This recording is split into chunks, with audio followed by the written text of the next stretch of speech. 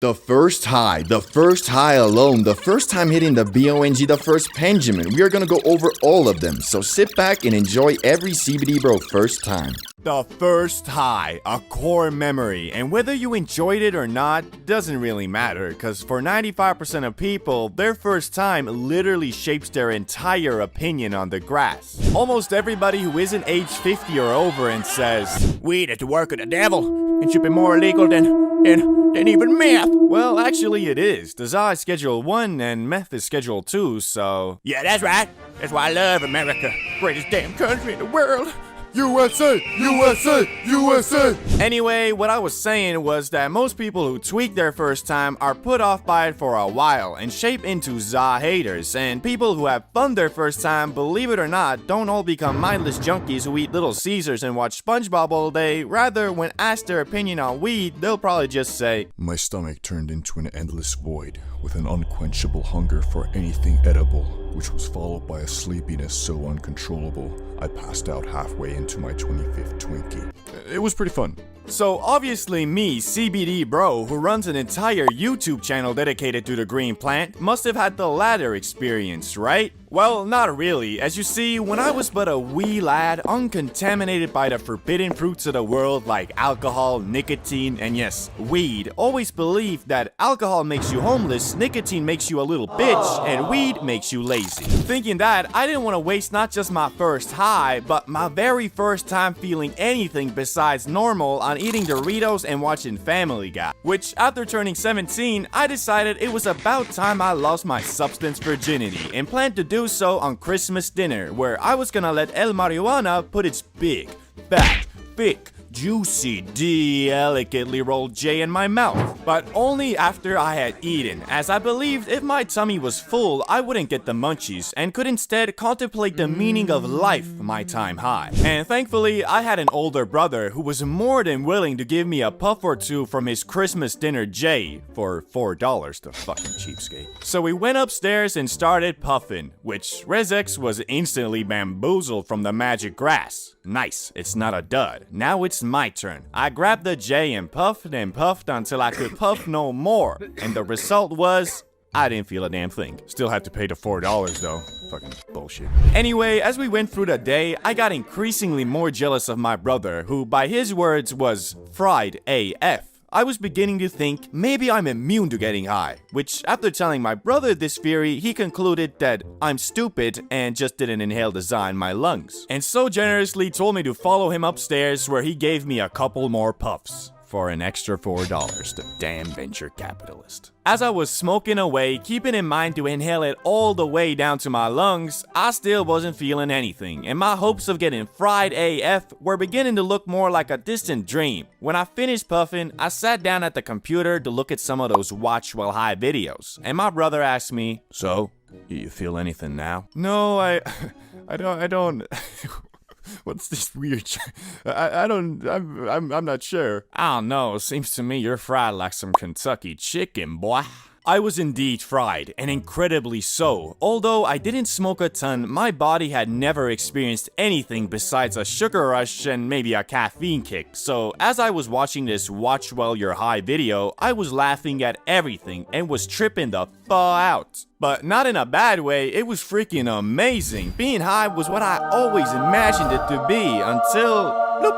I'm sober again. Yeah, you heard right. My first high lasted like 30 seconds, and in an instant, I was back to normal, which I don't know why. Even to this day, when I tell people about this, nobody can relate because no one has experienced this phenomenon. But since I'm a scientist, I have developed a super duper concrete theory backed by quantum mechanics and the late great Stephen Hawking on my experience, and overall the reason why a lot of people who smoke their first time don't feel anything. I theorize that all humans have a natural block against foreign substances, a wall per se, and when an individual inhales za, the particles act kind of like micromissiles targeting your cannabinoid receptors. For the people whose defensive wall is strong enough, it will stop all perpetrators attempting to infiltrate your brain. But this wall isn't regeneratable, so if the micromissiles fail to get you fried at first, the next time they'll have an easier time against your already damaged wall of defense. Now, I bet you're thinking to yourself, this mofo been smoking too much of that Einstein pack. And to you, I say maybe, but also I have practical proof of this theory. I used to be a pro baller, and one day me and a couple hooper friends who all have great immune systems and therefore probably good za defensive walls decided to smoke up, and to my buddies, it was their first time. Once we lit the J and passed it around, I made sure to tell everybody to inhale the smoke in their lungs, which I'm pretty sure they all did, but still, I was the only one who got high, cause it wasn't my first time. But when I smoked up with some of my non-athlete first-timer friends, they all got high like normal. So, conclusion, defensive saw wall is a real thing and I stand by my theory. Anyway, although that was my first time feeling high, I wouldn't call it my first high because it only lasted for half a minute. My first real high experience was something even more memorable and etched to my brain until I die. A couple weeks after the last incident, me and Riz X decided it was about damn time I actually felt the true loving touch of the Mary Jane. And this time, instead of having only scraps of za, we bought a whole gram to hopefully destroy my highly speculative za wall. I think it's real. Also, at this time, we were obsessed with freestyle rapping, so we decided the plan of action was to smoke up, eat candy, and rap battle to copyright-free beats while recording it so we could listen to our unreleased tracks in the morning. Since our parents were away for the night, we got the whole apartment to ourselves and planned on rolling 2 J's, both containing 0.5 G's. Since we were petrified at the thought of getting caught blazing, instead of being sensible and smoking the J's near a window and just blowing the smoke out, we put our jackets on and walked 500 feet away from the apartment to light up, just to be sure that there wouldn't even be a microfiber of evidence that we were smoking the devil's lettuce. As we were consuming the J, all I could hope for was that this time I wouldn't just get a limited free trial, but the actual full version. But alas, when we finished puffing the J, I again felt nothing, or at least that's what I thought, cause as we arrived back home, I finally realized that, So you feeling it?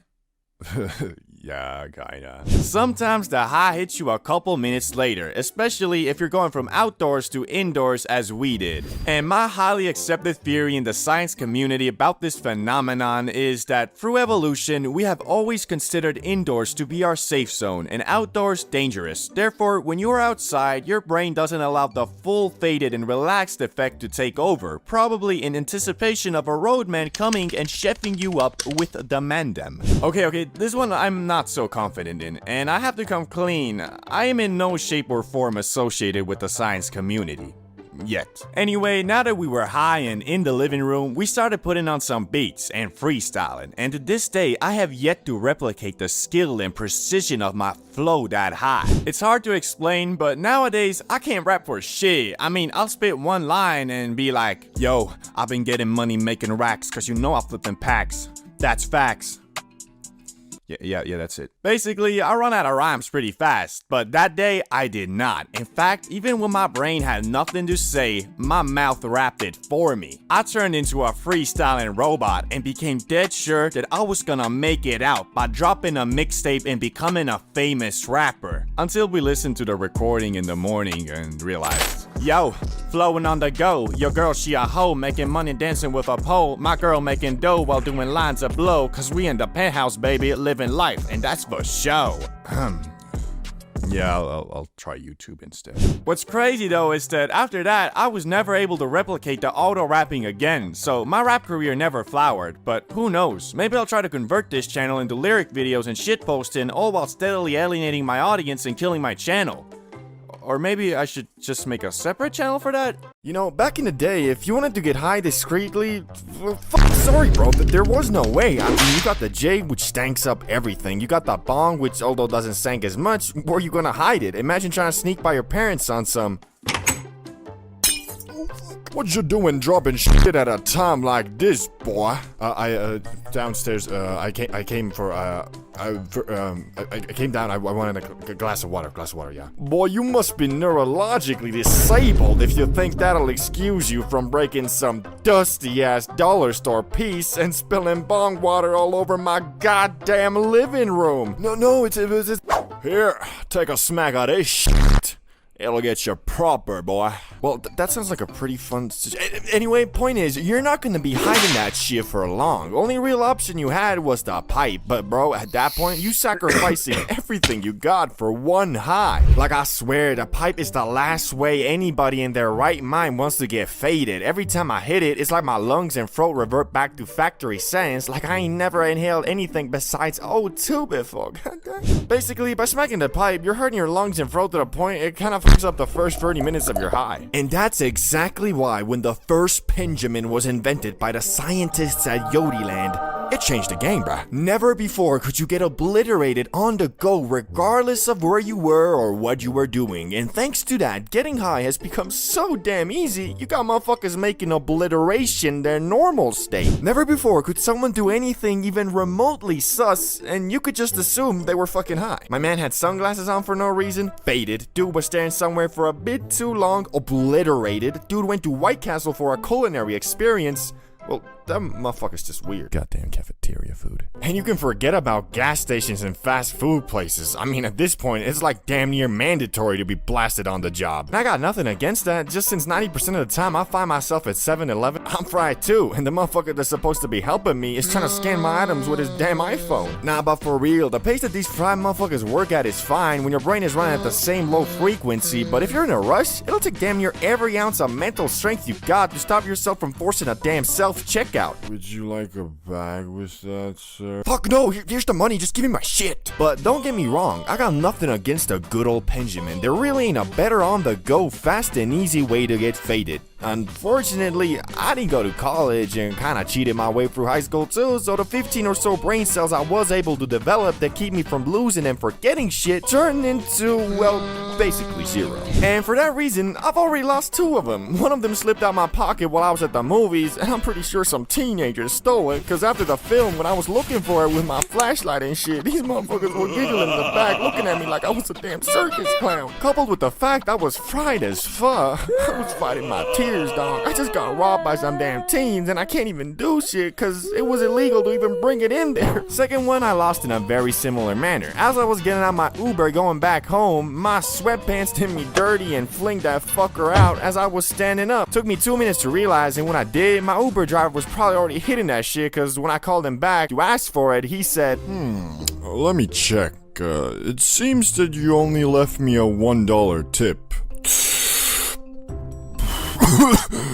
Sorry, I couldn't find it. And that one hurt the most because that was the first pen I ever had and the one I used for my first penjamin adventure, which my first time was, well, by far the highest I have ever been in my life. I'm talking freaky, I'm talking third person. Shit, it was the first time in years I truly greened the thaw out. For you see, normal weed or bud is just that, normal. So the strength of it is confined in the realms of reality, unless you know it, it's moon rock. Anyway, the biggest difference between smacking a pen versus, let's say, a J is that the pen doesn't have normal bud in it. It has concentrate, which if you're unaware like I was, is about 10 to 20 times stronger than bud. Knowing that, the best way to get faded off the pen is by just taking small rips to avoid getting sent into the goddamn shadow realm. For example, the YouTuber DamianLuck925 is very well known for taking multiple blinkers, which is the biggest hit you can take, outside in social situations, most notably in random classrooms, like it's nothing. So me being at my USA Airbnb alone in the confines of my living room, thought to myself, okay, so it looks like the basic hit I should do at least is one blinker, but probably more. Yet what was waiting for me on the other side of Blinker City was something I was not prepared for. Something unholy. The voices. I'll never forget the horrible things they were whispering. They made me almost delete my YouTube channel. Anyway, it started with me ordering a 1-gram pen off of Weed Amazon, and it arrived the very next day in a beat-up Cadillac with a delivery man who, from the looks of it, tests out every product he delivers just, you know, to make sure the quality is there. Yo, bro, you're here for the weed, right? You got the cash? Yeah, I ordered through your website, though. It should be paid for already. Yeah, I forgot I'd take online orders now, too. Anyway, here's the stuff, bro. I trust you. Hey, thanks, bro. Have a good one. You too, man.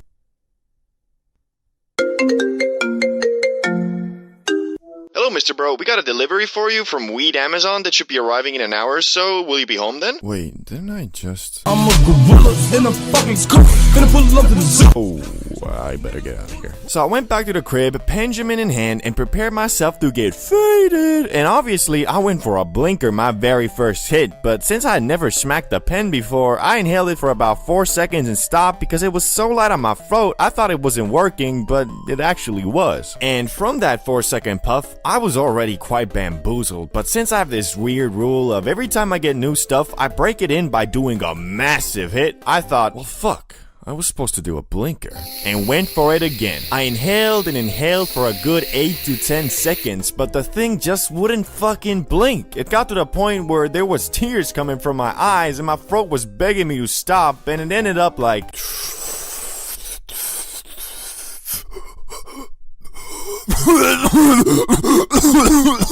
I had made a grave mistake. I was so fucking high, I felt my soul leave my body. I was so high, I forgot I was even high. But it was just the beginning, cause over the next 10 minutes, I just kept on getting more faded, and the demons in my head kept on getting louder and louder. But if you know me, I kinda refused to green out, so I just kept on doing random shit like reading the ingredients list off my bag of M&Ms, reading the comments on my videos. Change that dark blue. Do things has changed for real. Imagine being another YouTuber. Kill yourself! Was not doing good. I was keeping a strong facade, but inside there was a war going on. I was feeling like Naruto with the 9 tails, only instead of an all-powerful destructive force talking to me, I was just really fucking high. Anyway, so yeah, I was grading out, which hadn't happened to me in years, and I concluded that because the voice of reason was completely being outspoken by the voice of tweaking. The good news is though, the hype from the penjamin doesn't last too long, and in about 1 to 2 hours, I had started coming down, but at that point, I was already crawled up in my bed, scrolling endlessly on my phone, until I finally reached a state where I felt good enough to come out of emergency mode and order some food and ate myself into a food coma. So I learned, well, firstly, that motherfucker Fulcrum is actually insane, or his tolerance is just something else, bro, and that the penjamin is best enjoyed in puffs of 3 to 5 seconds and not blinkers. You know, the line between a fun high and a you done high is very thin, and that shit is no joke. Sometimes all it takes is just one extra puff. And that's when I finally realized that dude was not talking about no Coca-Cola to drink.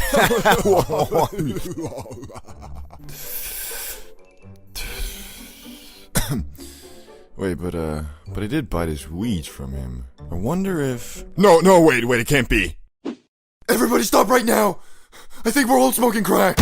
Hey, yo, see, you got any more of that weed you gave me yesterday? Oh, it's really good shit. Yeah, I really like it. Hey, yo, I see you have some. Hey, yo, give me, I'll give you anything. I'll fucking suck your dick. And that's exactly why you can never trust a plug who also sells that Coca-Cola, if you know what I'm saying. But your weed being laced with a substance that'll change the chemistry of your brain and make the pursuit of your dreams and happiness into the pursuit of concentrated 1900s Coca-Cola and ruin your life forever is the least of your worries when you smoke up with a bunch of sad boys. Now, don't get me wrong, mental health is very important and you should never keep everything inside because your loved ones want to help you. But bro, ever since Juice WRLD dropped Lucid Dreams, motherfuckers will find any reason to be depressed. I still see your shadows in my room.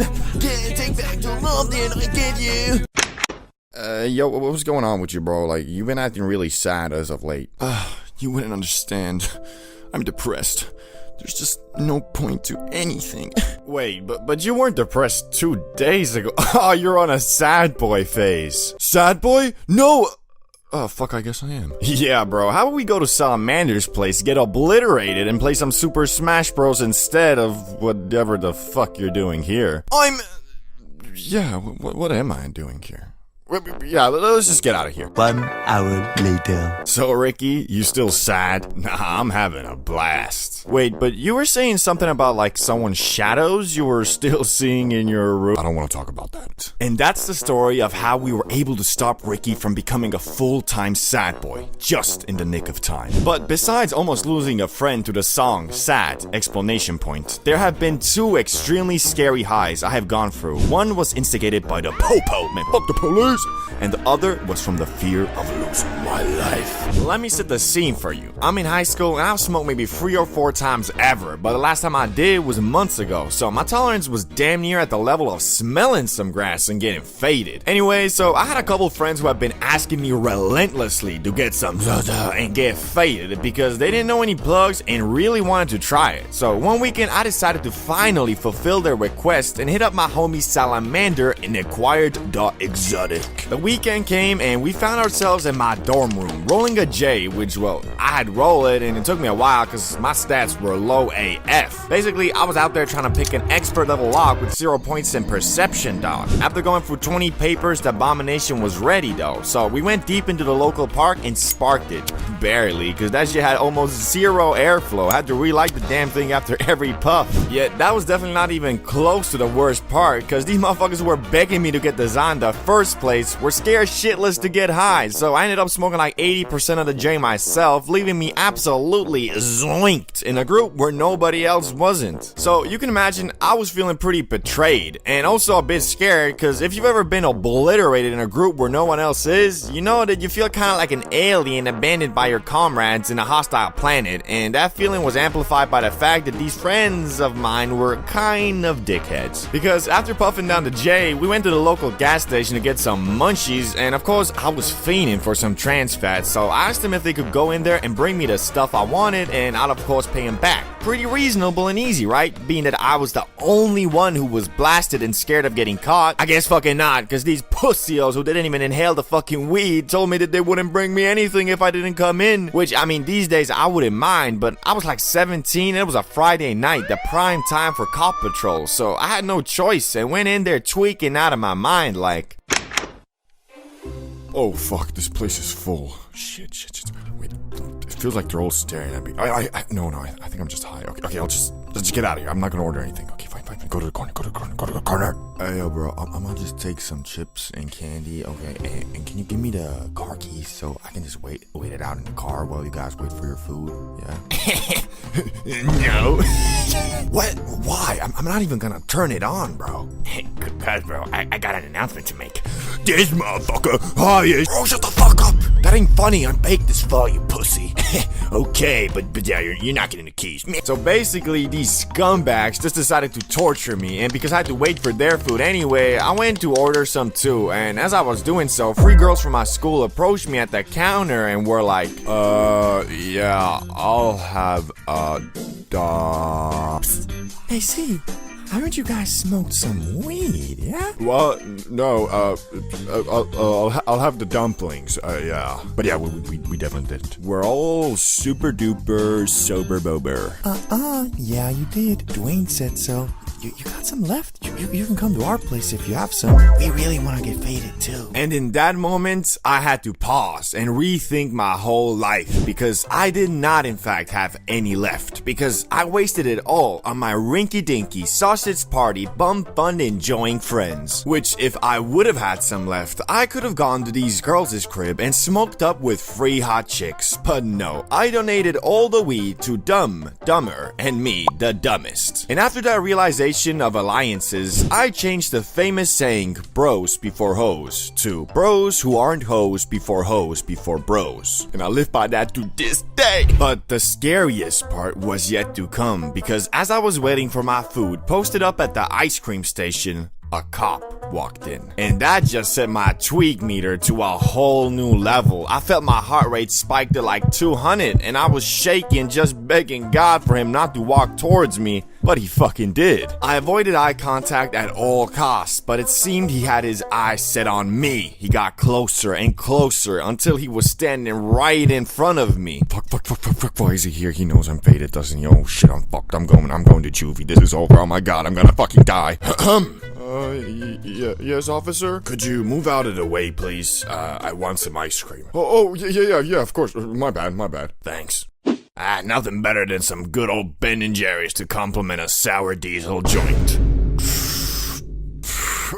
Shit, fucking fire. Okay, the last part maybe didn't happen, okay? Anyway, the build-up, the weed, the cop, everything combined gave me some of the worst anxiety I've ever had, but the relief when he just wanted some ice cream was equally amazing. I had gotten away from this horrid situation, and once we got our food, we went to a hangout spot where I got really cold and tweaked again. Overall, I'd rate the high a 7 out of 10 just because it was eventful and I got a nice adrenaline dump, but it would have been a damn 9.5 if your boy could have gone to the girls' crib and got faded with some hot females instead of my pussy friends, goddamn. Everybody's first time doing edibles is always the same. First you eat them, then you wait for like 25 minutes, then you confidently proclaim, "These edibles ain't shit."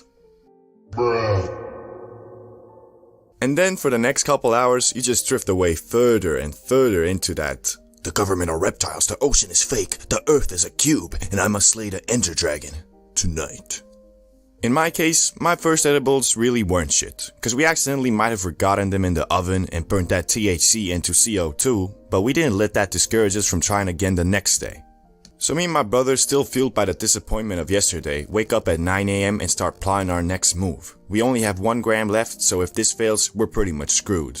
One thing you might not know about making edibles is if you're throwing straight grass in the oven like we did, then be prepared for the whole house to smell like Snoop Dogg's living room. So we had to carefully time our cooking so that when our parents got home, the house wouldn't smell like the plug's car, if you know what I mean. And this time, we did everything right, and after an hour of feeling like the stoner versions of Gordon Ramsay, we held the finished product in our hands.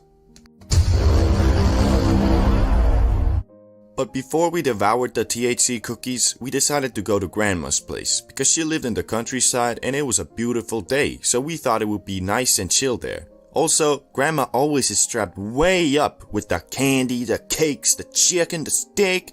She got all the munch a man could ask for. So we're driving 20 minutes away and decide to eat them Eddies, so that by the time we're there, it should start kicking. Yet, when we arrive, we still feel nothing. We say hi to Grandma and sit down in the living room. Bro, maybe we messed him up again. Nah, I don't think so. We did everything by the recipe this time. Yeah, let's wait a little more. It's been 40 minutes though. Should be feeling something at least. Yeah, I feel you. Well, anyway, I'm gonna go take a shit. So I hop in the bathroom to empty my system real quick, and I suddenly feel it. Then I hear some music coming from the living room and get intrigued. I finish my business with the toilet and go to the living room to find my brother jamming it out to some old ass radio playing some Elvis Presley or something. I wanna call him a dumbass, but I can't, cause my body starts moving by itself. This music is peak, there is nothing better. Until the next old song comes on, and it slaps harder than Chris Brown in 2009. I'm obviously talking about his music in 2009, not the incident with Rihanna. At some point, we had had enough of the old-timey radio, so we turned it off and sat down on the couch to discuss our next move. So, how high are you? Yeah, I'm high. Yeah, me too. Real question is, do we take the second cookie? Now, we had baked 4 edibles total, so we had 2 left. We didn't plan on eating them that day though, because from what we had heard, edibles are supposed to hit their max in like 3 hours after consumption, so obviously I answered, I think we should, bro, for science. We took the second cookies out of their folium wrapping and ate them with some milk. Then we decided to go swimming, cause shit, why not I guess. As we're walking to the pond, I suddenly think to myself, am I cold? And then it hits. I start shivering and feeling like a warm pizza roll in the freezer. I'm not supposed to be here. I can't go on, I say. I'm too cold. My brother looks at me with disappointment in his eyes like, so that's all you can take. A tinsy-pinsy little edible and you get scared of the cold, eh?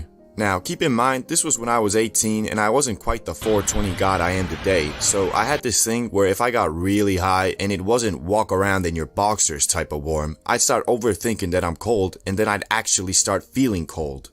But I said to myself, no, I won't let these edibles control me. And I decided to push through the unwavering cold and fight my inner demons at the little pond over there.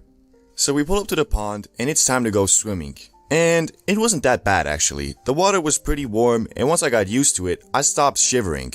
So pretty much the edibles had cured my crippling fear of the cold.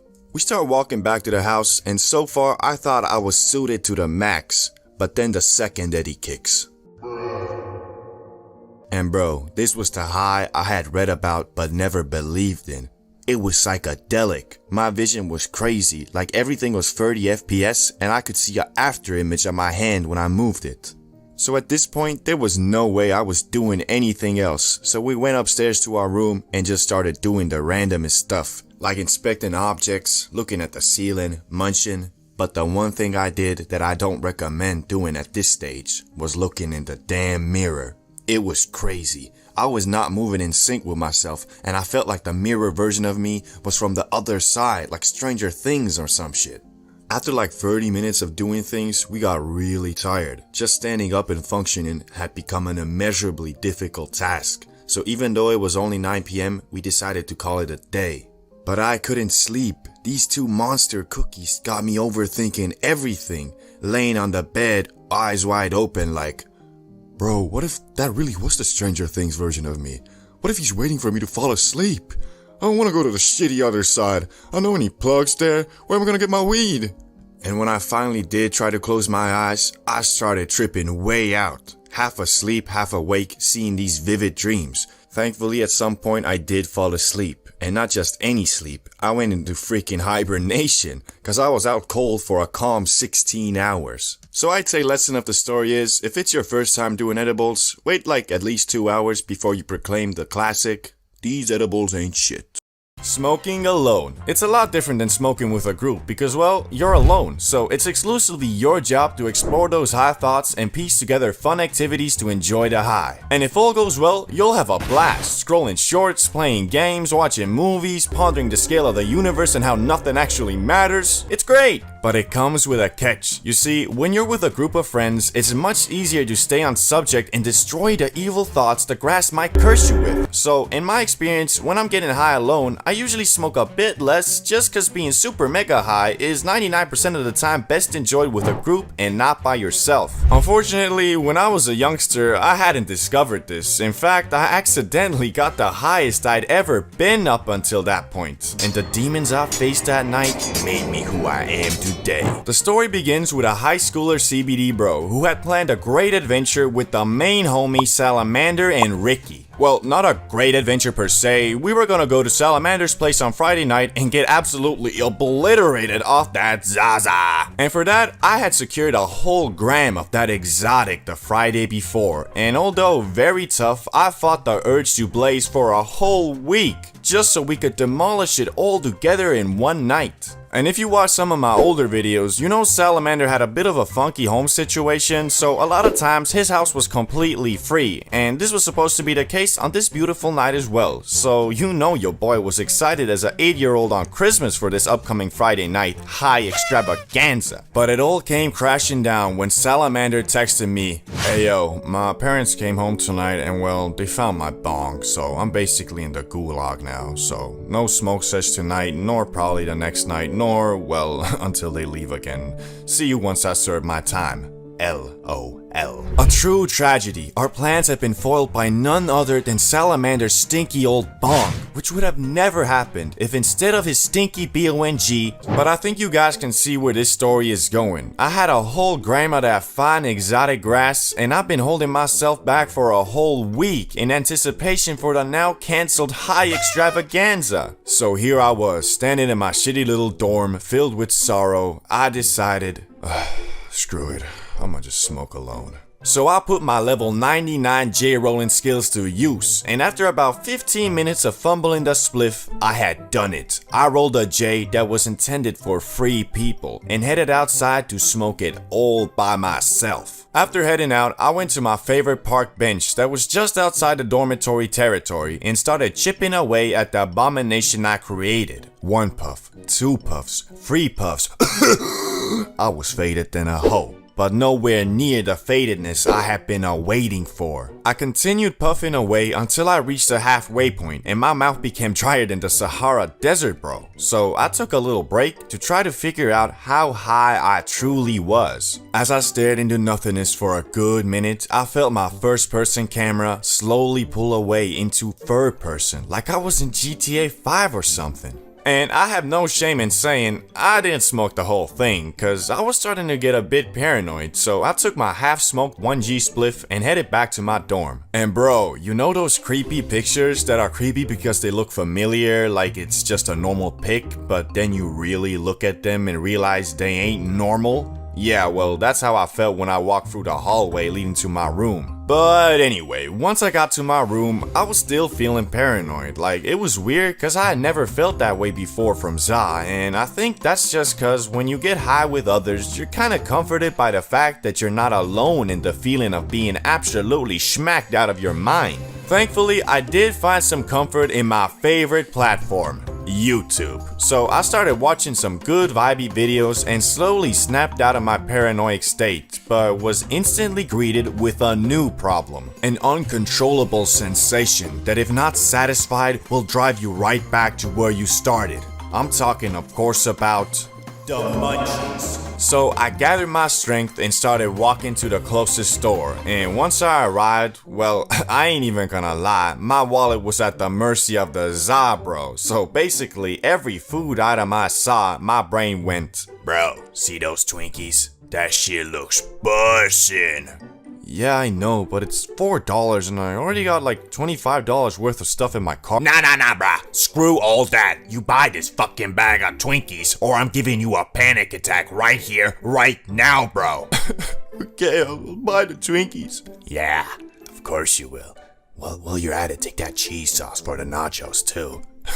Okay, I will. After my brain finished ganking the shit out of my wallet, I went back to my room and started demolishing everything I bought. And after that whole munch sesh, I was feeling a lot less high too, but also my stomach was a bit upset, so I took a massive dump, laid down on my bed, and started scrolling shorts. And I scrolled and scrolled until I passed out without even brushing my teeth and still in my clothes. So you can imagine the next day, I had a bit of a kush hangover, feeling like Shrek, haziness, and overall being slower mentally, but hey, no regrets, cause my brain wasn't lying about those Twinkies, goddamn. The first day back at school, a day I used to hate. I mean, can you blame me? Cause as a student, summer is the only significant amount of time you are granted to enjoy your young life, and the rest, well, back to the academic 9 to 5. But to make the clown show that is the first day back at school a bit more fun and exciting, me, Salamander, and Ricky conjured up a devious plot to add a little bit of spice into the mix. It all started on the night before the first day. We were all at Salamander's place just chilling, playing Xbox, eating Doritos, and smacking the penjamin, of course, when the conversation sailed to the topic of going back to school. It was the usual,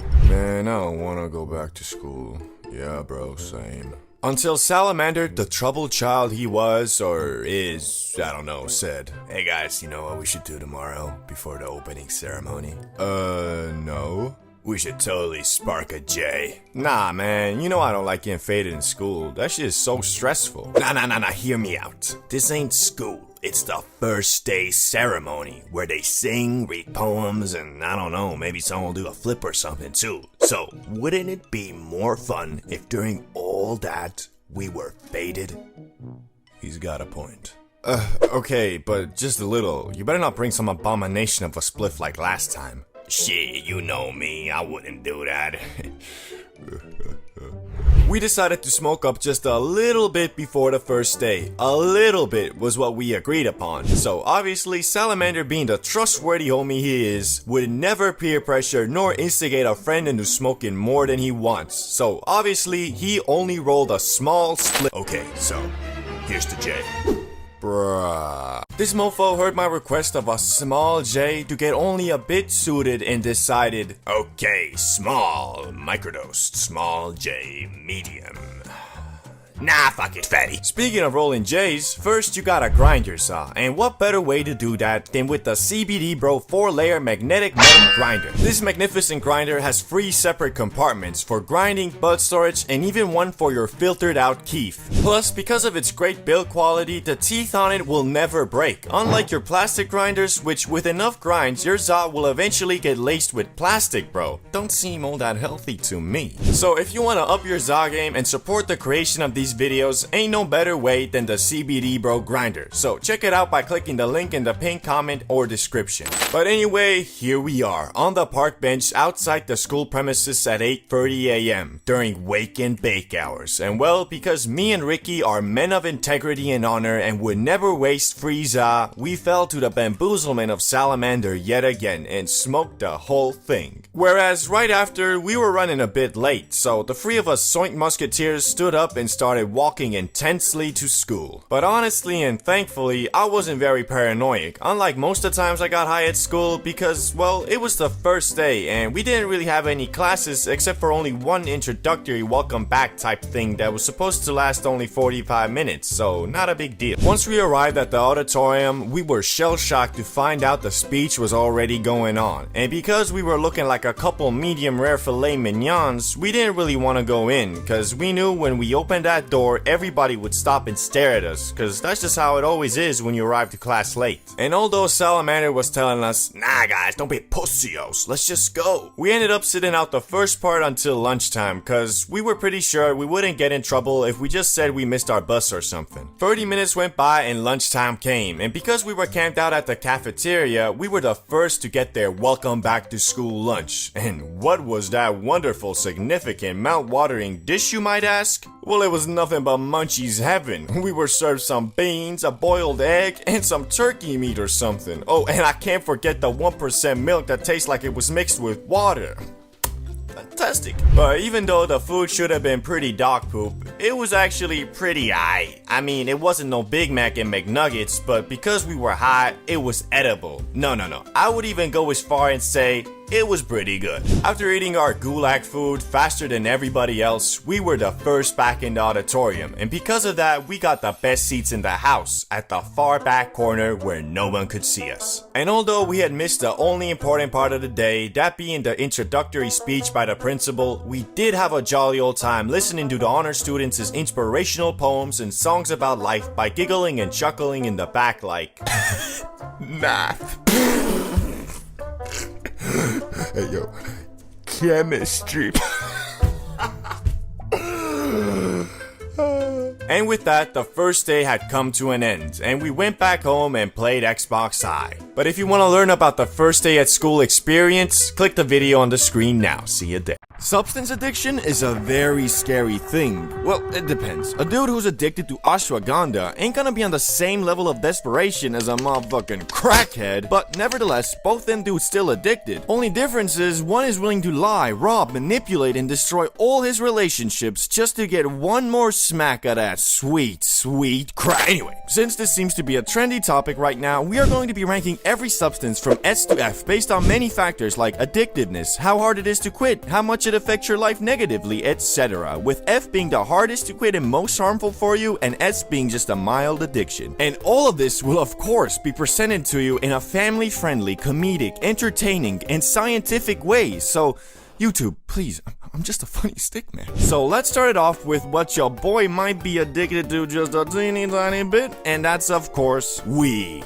Some people might say you can't get addicted to weed, and to those I say, bro, you dumb as shit. Okay, not to be mean, but that statement is just false, because as humans, we can get addicted to anything and everything. Even shit like a cool breeze on a hot summer's day could get you addicted, because that shit feels nice, bruh. What I'm trying to say is that even though getting physically addicted to the Zaza is quite hard, getting mentally addicted is easier than watching a 10-minute YouTube video. Well, if you're Gen Alpha, this doesn't apply to you with your skibbity toilets and stuff, but you get what I mean. It's all about habit and relieving stress, and even if you smoke up once a day at the end of your day when you got all your shit done and it's time to relax, you still mentally addicted by equating relaxation with smoking the Lord's loud. But overall, if I'm being a $125.5 with you, this isn't too bad, cause when you're at this level, you won't start tweaking if you don't have any weed. You just prefer it if you did. But if you do smoke up 24/7, it's a bit different, cause your body will start relying on the za to get you through your day. Although honestly, it's kinda hard to get to that point, cause if you're anything like me, after a day or two of smoking weed and doing nothing productive, your mind will tell you, oh boy, time to get faded and play V-Rising all day again. Bro, what the fuck is you doing? You really finna wake and bake again? You're broke, and you look like a damn bum. Man, I swear, you wake and bake today too, and I'ma start giving you mad anxiety, bruh. Oh, okay, fine.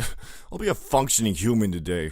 Total bust. So all in all, weed gets a B rating because of its mostly non-addictive nature and relative ease in which it is to quit for most people. Very much unlike fentanyl. Not much to say here. Smoke once, you dead, bro. Don't have to worry about quitting cause, well, you're dead. Oh, but if you do survive, your brain has now been chemically altered forever, so now all you want is the stuff. So if not instantly, you're dead in a week or two tops. Although I think some people have managed to quit, they'll probably just never be the same again. So complete F tier. Nah, actually fucking Z tier. Don't even think about it, bro. Crack. Now, before I researched into fentanyl, I thought this was like the pinnacle of addiction. I guess not, cause I saw this clip of some dude talking about how veteran crackheads who have been alive for decades and still smoking that shit be dead instantly after taking a sniff of fentanyl. But even so, crack is F tier, cause just like fentanyl, it alters the chemistry of your brain and now the pursuit of happiness turns into the pursuit of crack. Again, don't even think about it, bruh. Now let's tune back from the hardcore stuff in hopes that this video is still staying monetized, which seems more like a fantasy right now, but anyway. Caffeine, the wonder drug, a widely accepted and extensively researched substance that works by stimulating your body and increasing the activity in your brain and nervous system. Just drink too much of it and it'll have the exact opposite effect, leaving you super anxious and unable to work properly. Also, it is somewhat addictive, although quite controllable, but if you do drink the same amount of coffee or shotgun a Red Bull every day, pretty soon you'll discover that the Red Bull isn't really getting you going anymore. So now you need another, so you either get another, or you realize that this is a slippery slope and not drink that Red Bull for a day or two and your tolerance goes back to normal. I found the best way to manage your caffeine addiction is to only consume it when you feel like you're gonna need it for the day. What I mean by that is if you, let's say, work from Monday to Friday, then drink a coffee or two those days, but refrain from consuming caffeine on the weekends. That should give your mind and body enough time to reset your dependency without it even being that hard. There's also a bunch of research showing that 1 or 2 cups of coffee are actually good for you and can lower the likelihood of type 2 diabetes, heart disease, liver and endometrial cancers, Parkinson's disease, and depression. So yeah, bro, I mean, with the other shit on this list, I think it would be silly for me not to throw it at S tier. But do keep in mind, moderation is always key to what you consume, how you plan your time, how you live your life, everything, bruh. But coffee, S tier, moving. Nicotine.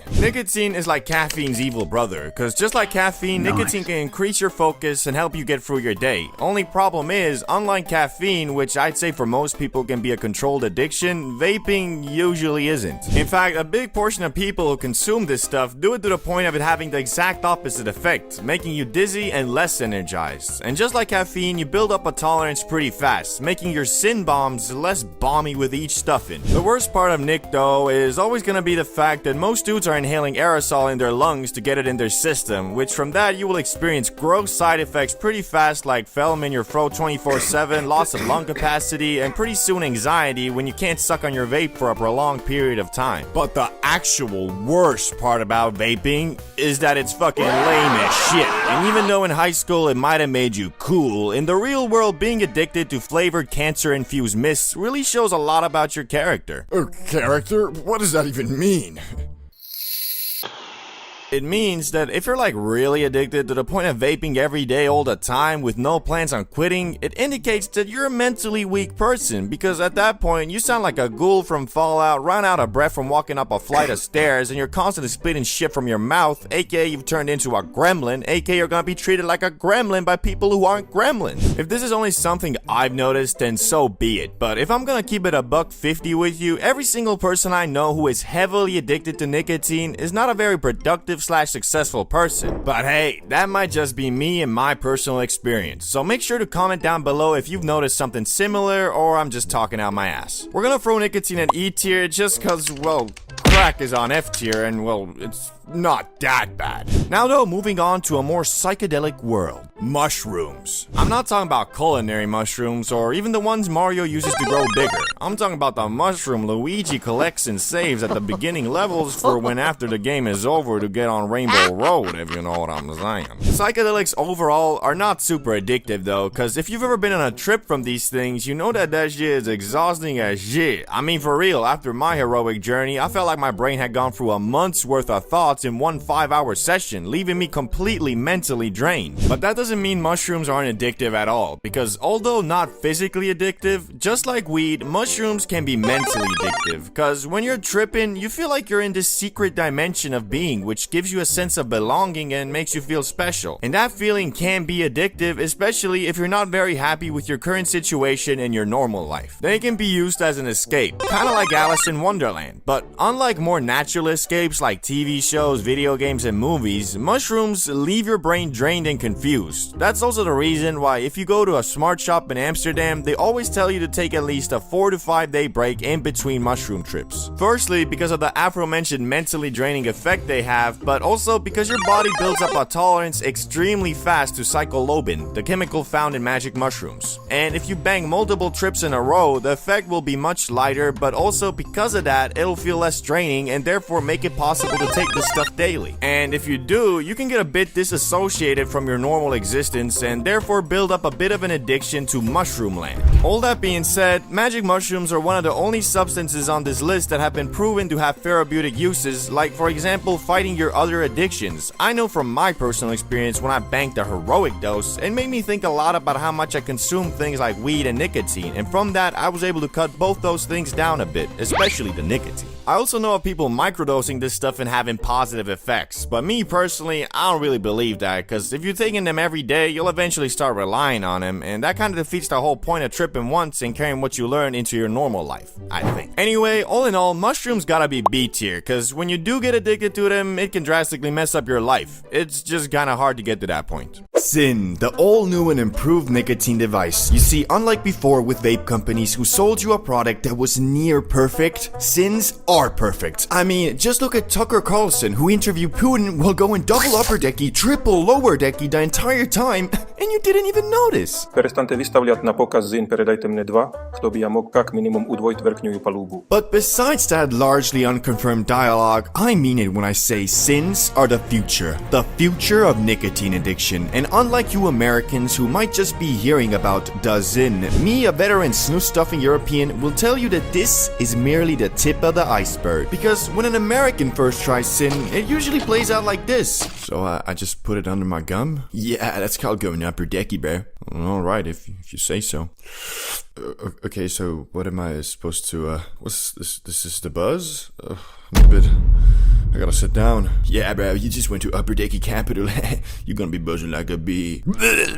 But to me and every other Northern European, the Sin seems like a product that should be sold at the baby aisle at Target. And no, that is in no way to brag. I am ashamed and quite literally making this video to warn you guys. Because all of this pouch stuff seems to be new, so you might not even know about the 5 levels of Sin addiction that will be waiting for you once you get to level 1. It's called Sin, bro. It's not even that bad. You have been introduced to Sin, and hopefully you declined, but most likely you didn't, and now you're experiencing a buzz unlike you've never had before. Since it's your first Sin, this will be what you'll set as a baseline for your addiction in the future, because as we know, the first high is always the craziest. But with Sin, the guy who gave you it is probably already muttering something about, yeah, bro, it's like the perfect nicotine delivery system. You know, Nick increases your testosterone and boosts your focus, and you know, Sin isn't even that harmful for you, bro.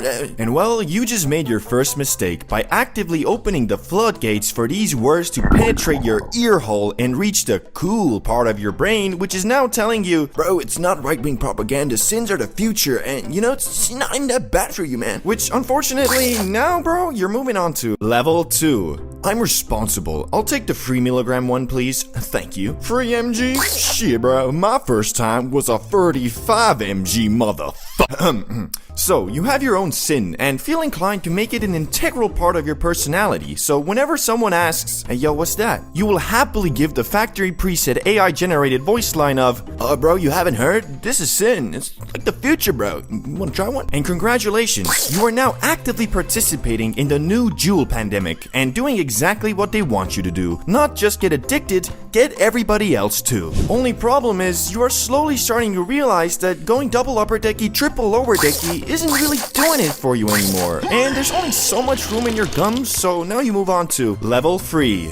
I'll take the 6mg one, please, thank you. Welcome to the pinnacle of sin, a true sinhead, a maestro at the upper and lower decky. You must now continue to spread the word of sin, all while slowly realizing your gums are kind of coarse and that every day you go to sleep, your main motivation for the coming morning seems to be, Oh, can't wait to get that first sin lit, baby. which once you make it here, you can confidently call yourself a sinhead and find yourself popping them every chance you get. I mean, you wake up, sin, eat breakfast, sin, go to school or work, sin. Sinning has really taken over your life, man. God damn. But regardless, everybody cool is sinning, so it's okay.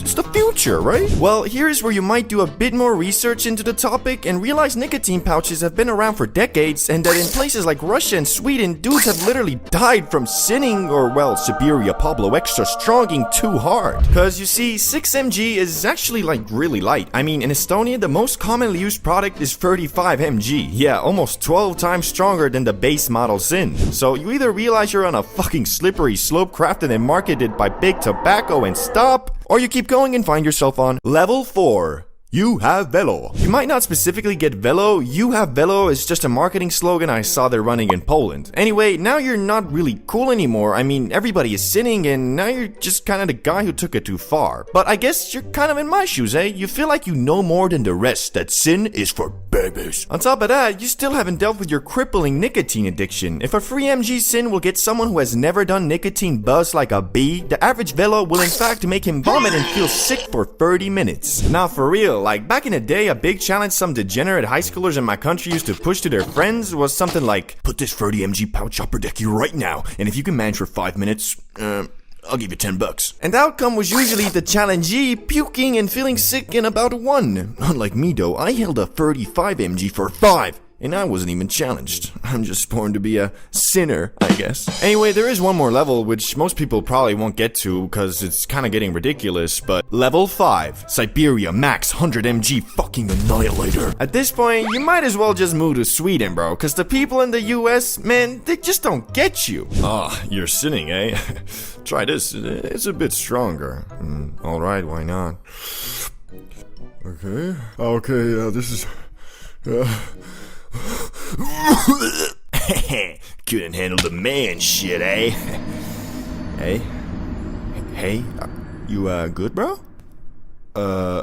I'll be on my way then. After realizing you literally can't exist without Zin, you might want to quit, but it's basically impossible. Well, not impossible, but usually the types of people who go over level 3 are the types of people who say stuff like, You know, man, I'll quit when I want to. which means never, or until their doctor says they are literally dying because of it. Unfortunately, the largely unknown health-related side effects have made sinning seem like it can't be that bad. Well, since I'm a certified sinner, I'll walk you through the average day of a veteran pouch addict. First things first, of course, you gotta wake up, and most civilized people, including me, wait at least till after eating breakfast to go upper decky. Although that doesn't mean there isn't a voice in your head every single day egging you on to sin as soon as your fucking mind becomes conscious. Shit, sometimes I even be seeing that bitch in my sleep, which makes it even more tempting because now I don't even get a choice in what I think about in the morning. The sin literally won't let me be unaddicted even in my fucking dreams.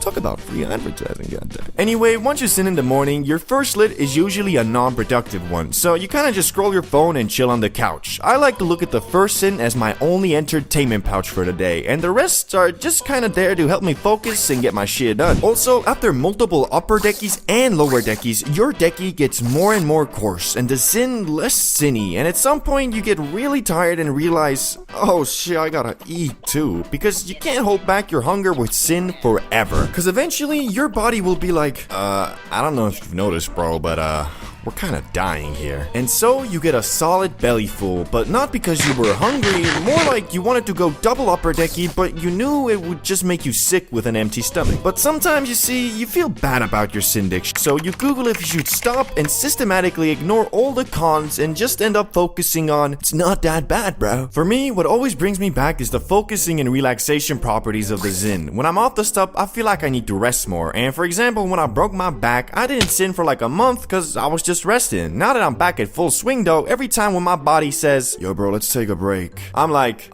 break, yes of course. You mean double upper decky? No, what I mean... Oh, you wanna go crazy tonight. Double upper decky, triple lower decky, shall we? And so I pop it and continue on with whatever the fuck I'm doing. I guess what I'm trying to say is, though, that sins are bad. Like, really bad. But not so much because of the health implications. Well, they might be, we just don't know yet. Anyway, once you get into the habit of equating sinning with productivity like I have, it's very, very hard to quit. Because the grind never stops.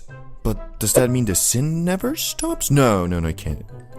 Yeah, just don't ever do it, bro. You'll be so much better off. And in like 3 years, when everyone realizes that this is just Juul 2.0, you can proudly say, I didn't fall for it. Vaping versus smoking. Both activities extremely similar to the naked eye, yet in reality, these lung-destroying practices are quite different. The same way smoking za used to be a very niche thing, mostly done by hippies in the 1960s to 1970s, so was vaping in the 2000s to early 2010s. Yet both smoking and vaping slowly but surely took over the world, to where nowadays you'll be walking down the street and see a dude puffing on a strawberry ice guacamole stick on one side, and on the other see a bunch of college kids sitting on a bench eyes squinting like they got hit with a flashbang, holding the Teenage Mutant Ninja card screaming, Blinker! And although a lot of times a vapor can also be a smoker and the other way around, I'm here to try and figure out which one of these practices is definitively superior to the other. So you can once and for all say to the opposing faction, at least I don't vape,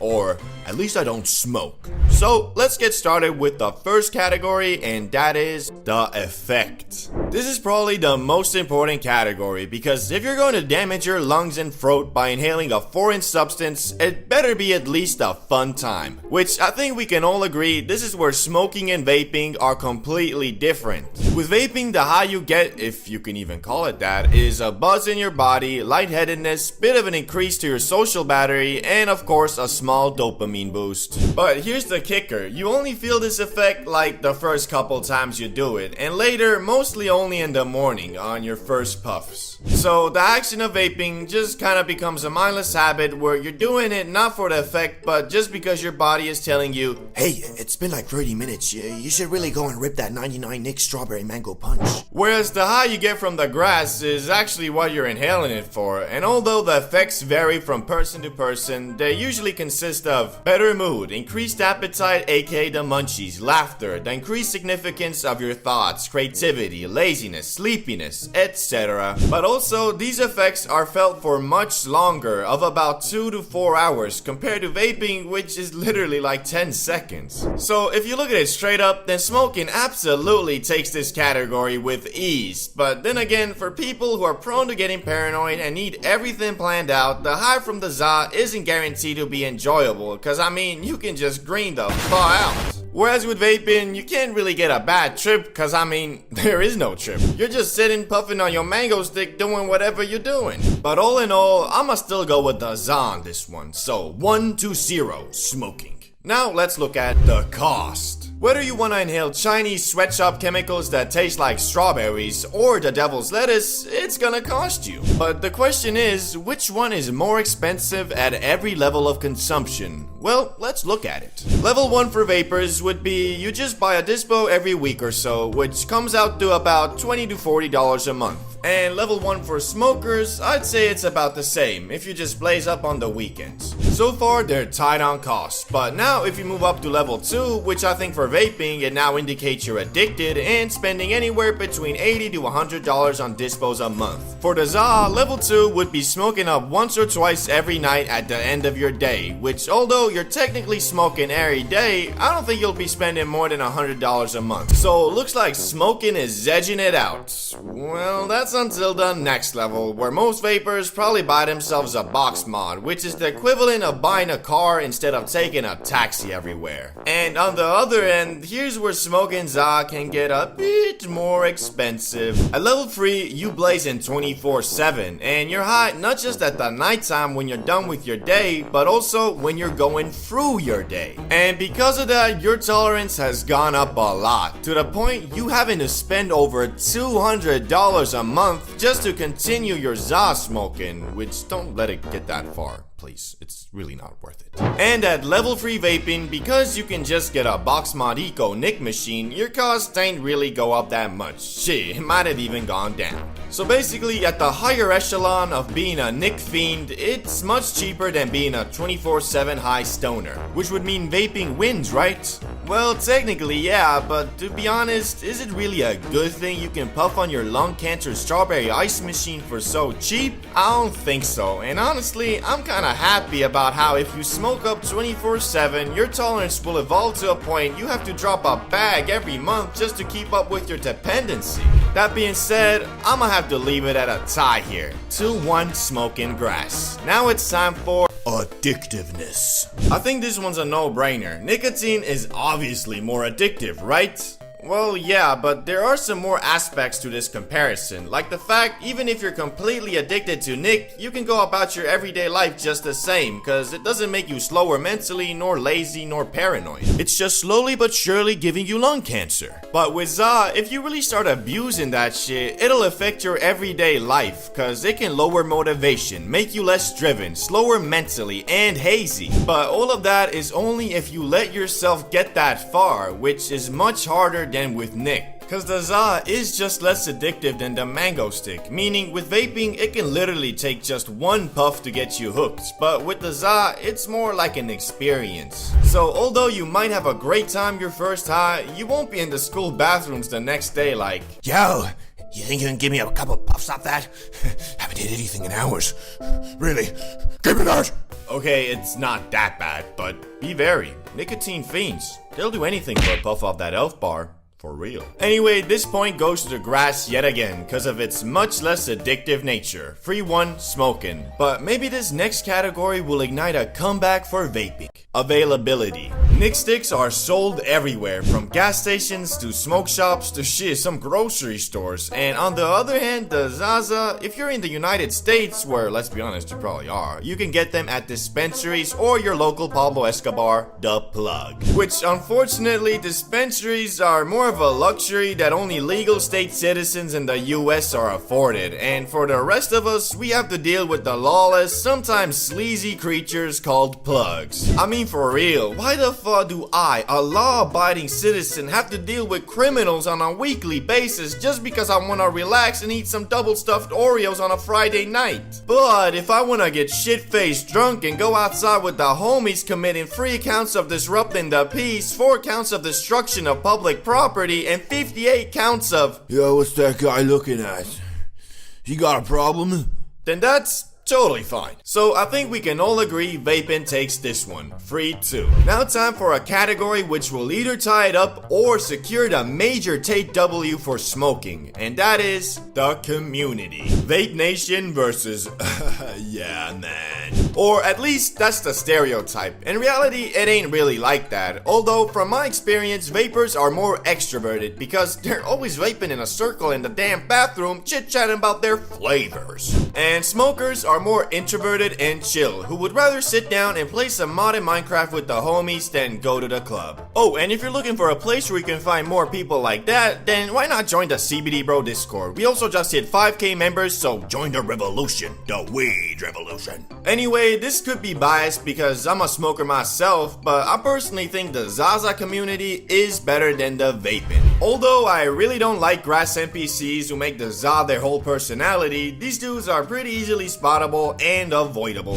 But I mean, vapors got the same thing. Imagine standing in a circle, everybody puffing on their dispo, and then some dude pulls out the Vaporizer Ultra 3000i Max, fully equipped with 8 flavors, a touchscreen, Wi-Fi, and Bluetooth capability. I think the exact same thing that I do with grass NPCs. That's a bit too much, man. Anyway, 4-2. Smoking wins. Man, smoking too much is such an awkward thing, especially because of how normalized getting faded has become. Nobody wants to be the guy who kills the vibe by admitting they graining the fuck out. Like, dudes be knowing they approaching their limit, but peer pressure is a bitch. Like this one time in school when we were smacking the paper penjamin on lunch break, and I could tell everybody was nearing the border between Yodiland and the Upside Down, but this motherfucker Salamander just kept on passing the J, and nobody wanted to be the the first one to back out. Everyone kept on puffing and puffing until this one motherfucker just started puking like goddamn. Safe to say, dude probably hasn't smoked again till this day. But you know, that was high school. Most kids weren't on that Wiz Khalifa pack like Salamander. I mean, this dude's parents were barely home, so mans must have just been low-key looking for attention by acting out. But instead, all he got was Snoop Dogg's tolerance and all the school thotties daily driving his dick.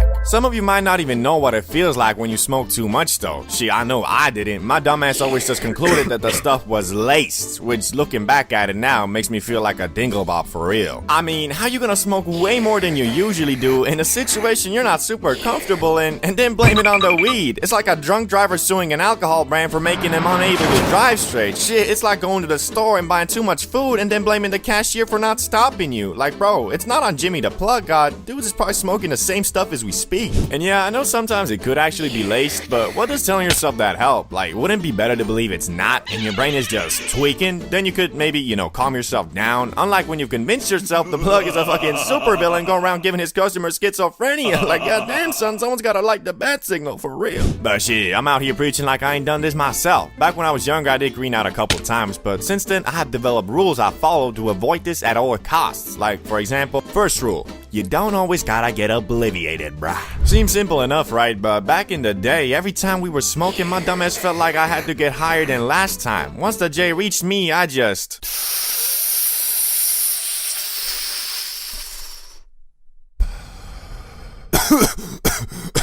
Thanks, bro. You guys got another one? Bro.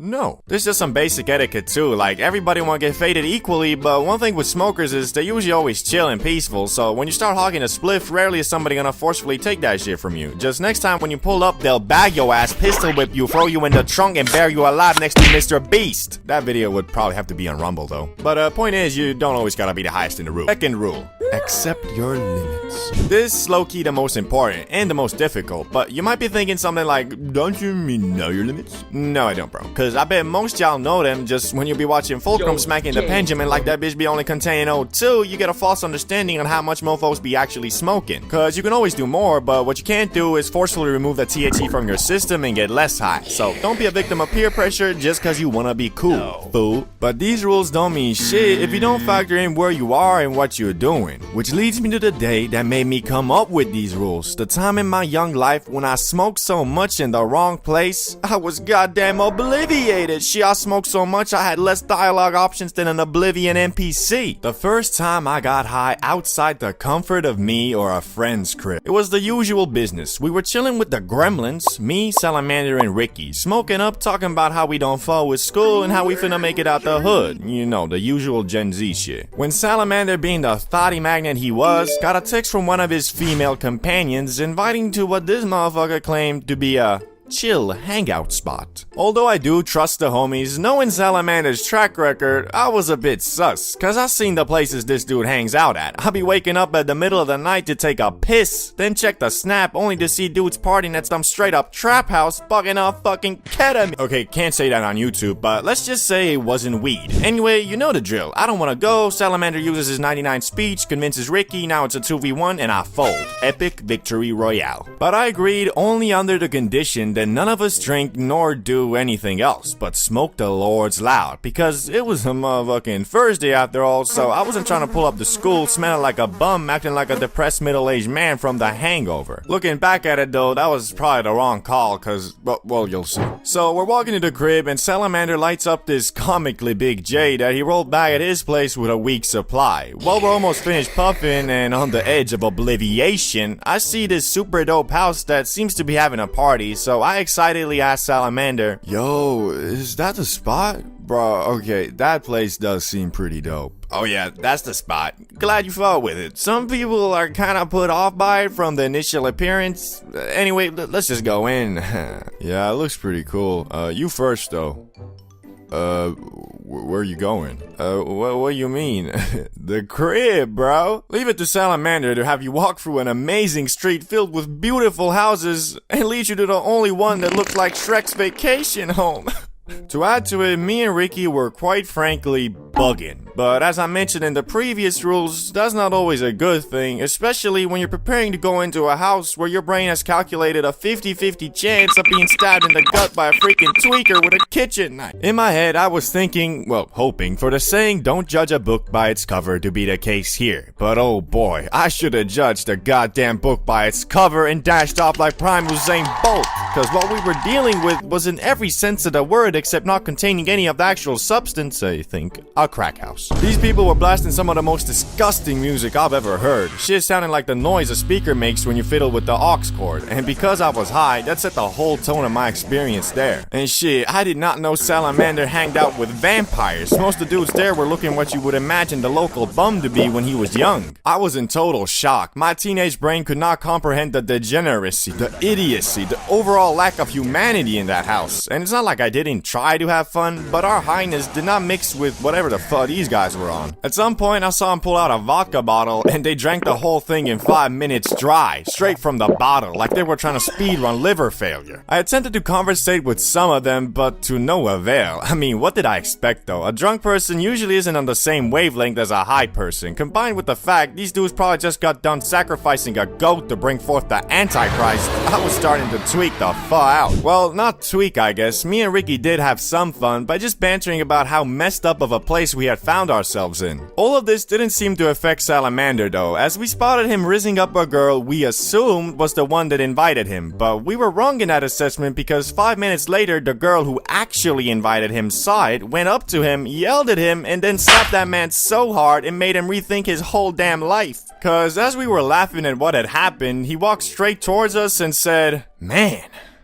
You guys want to do some ketamine? nah, he actually told us that this was probably a bad idea and that he's ready to leave if we are. Good thing too, cause if that girl hadn't slapped some sense into him, Salamander might have gone on to do the thing I mentioned like 3 times in this video. So anyway, we went back home at like 2 AM or something, put on some WWE on the TV, prepared to gleep, and got obliviated.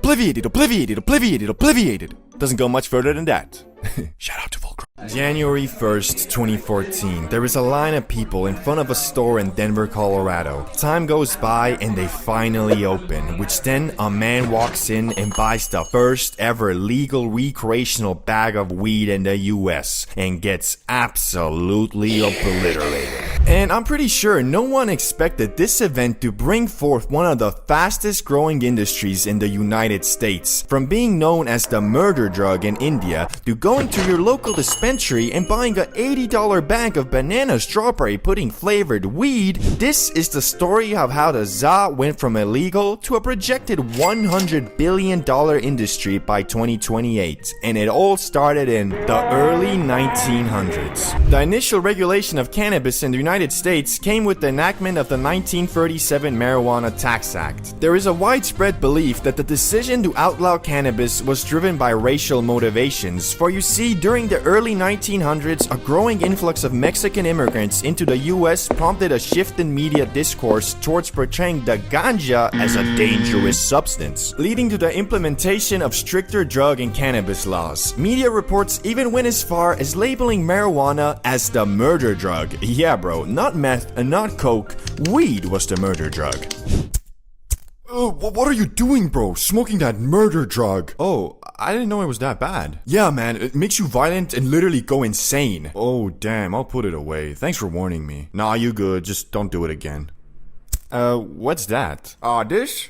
Don't worry, this is just crack. Also, during this time, newspapers frequently circulated assertions linking marijuana use to mental illness, promiscuity, and violent behavior. These claims significantly deterred recreational marijuana use among the majority of Americans, despite the substance not being widely recognized at the time. Which, my favorite of the bunch is definitely violent behavior. I just can't deny that every time I smoke a doozy at the end of my day, I get this sudden rage, and I just start fucking going apeshit. That's probably also a big reason why Bob Marley was such a war activist and always propagating rage and hatred. Disclaimer, that was all sarcasm. Anyway, later on, John Ehrlichman, or whatever the fuck his name is, a senior advisor to Nixon, was quoted as saying, well, the quote is pretty long and boring, so I'll just summarize it. Pause the video if you want to see the full version. Did we know we were finessing the public about weed? See, of course, dog. But you gotta understand, bro. We did it for America. We got the public to associate hippies with weed and blacks with heroin. Then we criminalized the shit out of it and went full commando on them. We talking Rambo. We talking death to the chopper. Shit, we went full D-Day on them motherfuckers, man. We hit so many damn licks. Shit was kind of ridiculous. This quote was kind of the catalyst of the 1970 Controlled Substance Act, which was the consolidation of over 200 previous drug laws into a single statute governing the production and distribution of specific substances. Under the Controlled Substance Act, drugs were categorized into 5 schedules based on their potential for abuse and medical utility. This streamlined the process of drafting and amending laws to encompass entire groups of drugs rather than addressing each one individually. Schedule 1 drugs, the most rigorously regulated, were classified as having no recognized medical value, so obviously medical marijuana must have been like the lowest schedule, right? Wrong! Despite evidence indicating a lower risk of abuse and clear medical benefits, marijuana was still placed under Schedule 1. Research has demonstrated its effectiveness in treating conditions such as AIDS, cancer, epilepsy, and various other medical ailments. But I guess Congress was still like, It's not the Lord's loud. It's the devil's lettuce. Since its initial prohibition, there have been ongoing movements advocating for the legalization of cannabis, which in the 1970s pressure to legalize weed intensified in California. Proposition 19 aimed to legalize the grass and was introduced on the ballot in 1972, but garnered only 33% of the vote, so it failed for now. The push for legalization has primarily focused on 3 distinct products: CBD, medical marijuana, and everybody's favorite, recreational marijuana. So finally in 1996, California became the pioneering state to overturn the prohibition of weed by legalizing medical marijuana, despite conflicting with the federal law, brah. Subsequently, in 2012, Colorado and Washington became the first states to legalize recreational weed use. Oh yeah. Yo, bro, did you hear? Weed is finally legal. Really? Yeah, bro, I just bought this from a store. Shit is wild. So you're telling me if I went down to my underground farm, harvest my 20 or so pounds of weed, then go to the university campus, set up a weed lemonade stand, and sell all of my lemonades to the students, I'm not a drug dealer and just a businessman? Nah, I think you can like have a couple grams, and your operation is still, well, not gonna lie, bro. I got a wire, and the FBI should be kicking your door in right about...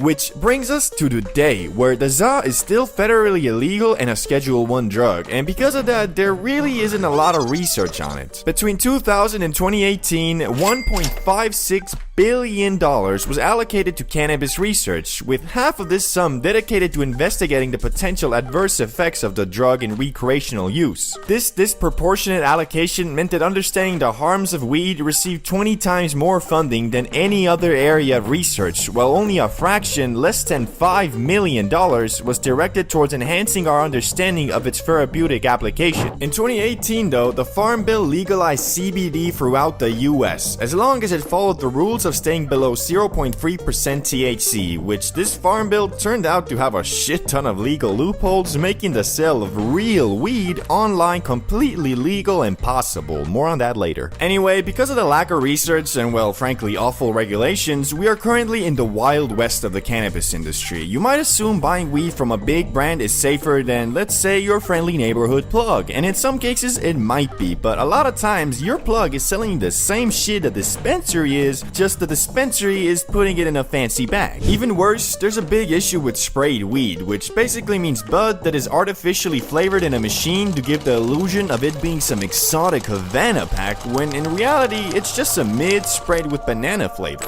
So you're telling me this eighth costs $100 because it was grown and harvested in Uganda, Africa, right next to the exotic banana farms, and that's why it's banana flavor? Yup. Then why is there a spray bottle right there labeled banana? Why are you asking so many questions, man?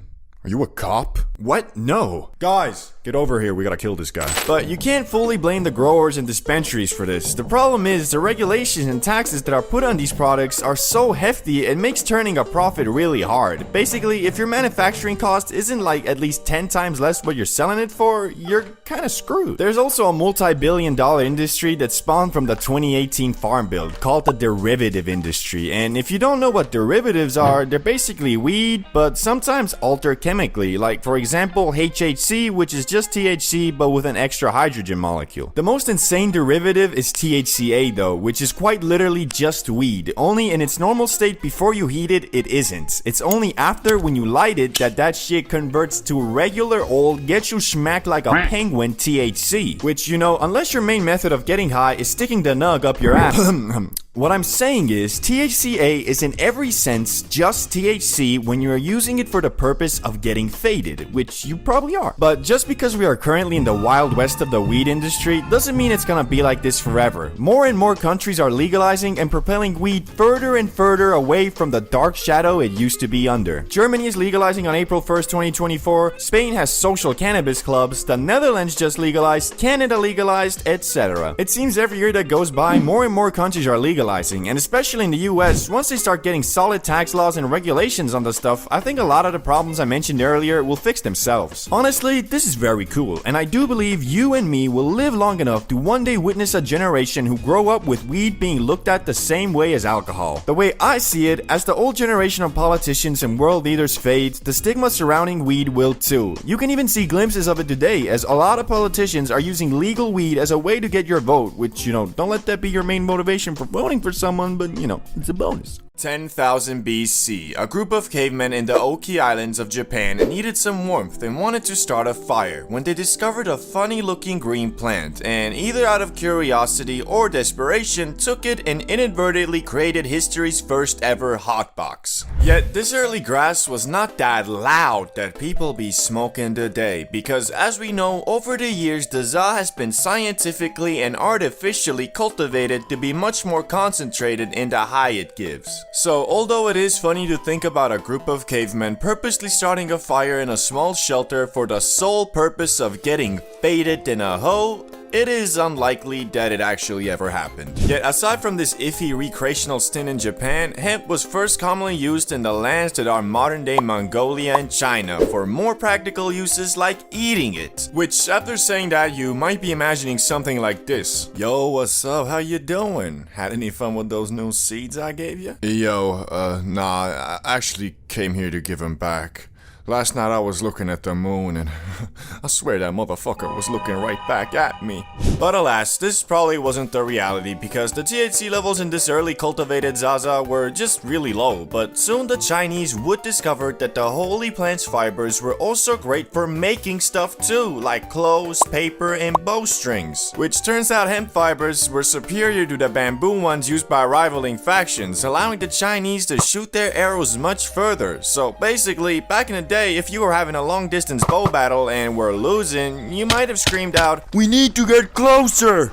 These motherfuckers have weed!" Anyway, it wasn't long after when mofos realized that the loud wasn't only good for making stuff, it was also great for treating physical maladies. And after a couple thousand years, Emperor Shen Nung, known as the father of Chinese medicine, included the magic plant in his medical encyclopedia under the name Ma. Which, that sounds oddly similar to Za, doesn't it? I'm guessing every couple thousand years the first letter changes or something. But now, let's explore the question we're all asking. When exactly did mofos start ripping that shit to get faded? Well, one of the earliest counts is about 2,500 years ago, when researchers discovered 10 mini barbecues in a cemetery near modern-day Tajikistan that had residue of burnt cannabis with a much higher concentration of THC than normal, probably meaning it was selectively bred to get you, well, lit. Although this was one of the first counts of people purposely inhaling the broccoli to get high, it was most likely used as part of a ritual to invoke an altered state of mind, so you could communicate with spirits. Which shit, dog, I wanna know what these dudes were smoking, cause I ain't never heard of no grass that gets you to the spirit realm. This might have low-key been the last kush Snoop Dogg smoked, cause once you get so high you start communicating with your dead gran-gran, that's when you really might be like, Okay, I think it's about time I stop smoking this shit. Since cannabis, for one reason or another, proved to be quite the useful plant, people started trading it around the world as soon as it was domesticated. Which the only people who didn't really fuck with the Zaza were Europeans, who preferred getting hammered instead. Which is low-key reflected in modern times too, especially in the northern countries where once you turn 18, you can drink as much poison as you want, but if you want to blaze, well, you might be looking at a little bit of jail time, my boy. But now, let's quickly go over the uses of cannabis throughout different cultures so we can move on to the modern age, starting with Hindus. They made something called bang, an edible cannabis paste that had medicinal properties but also got you high. This could be added to a variety of foods and drinks, which this bang was the preferred food of the Hindu god Shiva, making him in my eyes the god of edibles. Disclaimer, that was a joke. Islam. Here the za was called hashish and was introduced about 1,000 years ago, which hashish wasn't strictly forbidden in the Quran at first, so a lot of Muslims ate it for its medicinal and relaxation properties. But later, Egypt basically banned it, and also the Quran was revisited by many and reinterpreted to include hashish to be banned just like alcohol. The Vikings. These dudes basically used the za to make rope, sailcloth, and other things, but also for its medicinal properties, mostly to relieve pain, and to date there's no hard evidence that they consumed it for its recreational use, but you know, maybe they should have, because they were quite the horrendous savages and murderers, so it might have made them think a little bit about peace and love. But what about America, England, and the actual global world powers? How did they react to weed? Well, again, like the Chinese, Europeans and Americans at first prominently used the magic green plant in the 16th to 18th century for more practical things like making sailcloth and rope, which the plant itself grew much larger in the New World soil, and combined with the practicality of it, everything started being hemp-derived. Clothes, paper, well, basically anything that required fibers. But the question still remains, when did mofos start smoking that shit to get blasted on the regular? Cause although at some point you, your neighbor, your grandma, your boss, and even George Washington were out here growing weed, wasn't nobody out here rolling them up.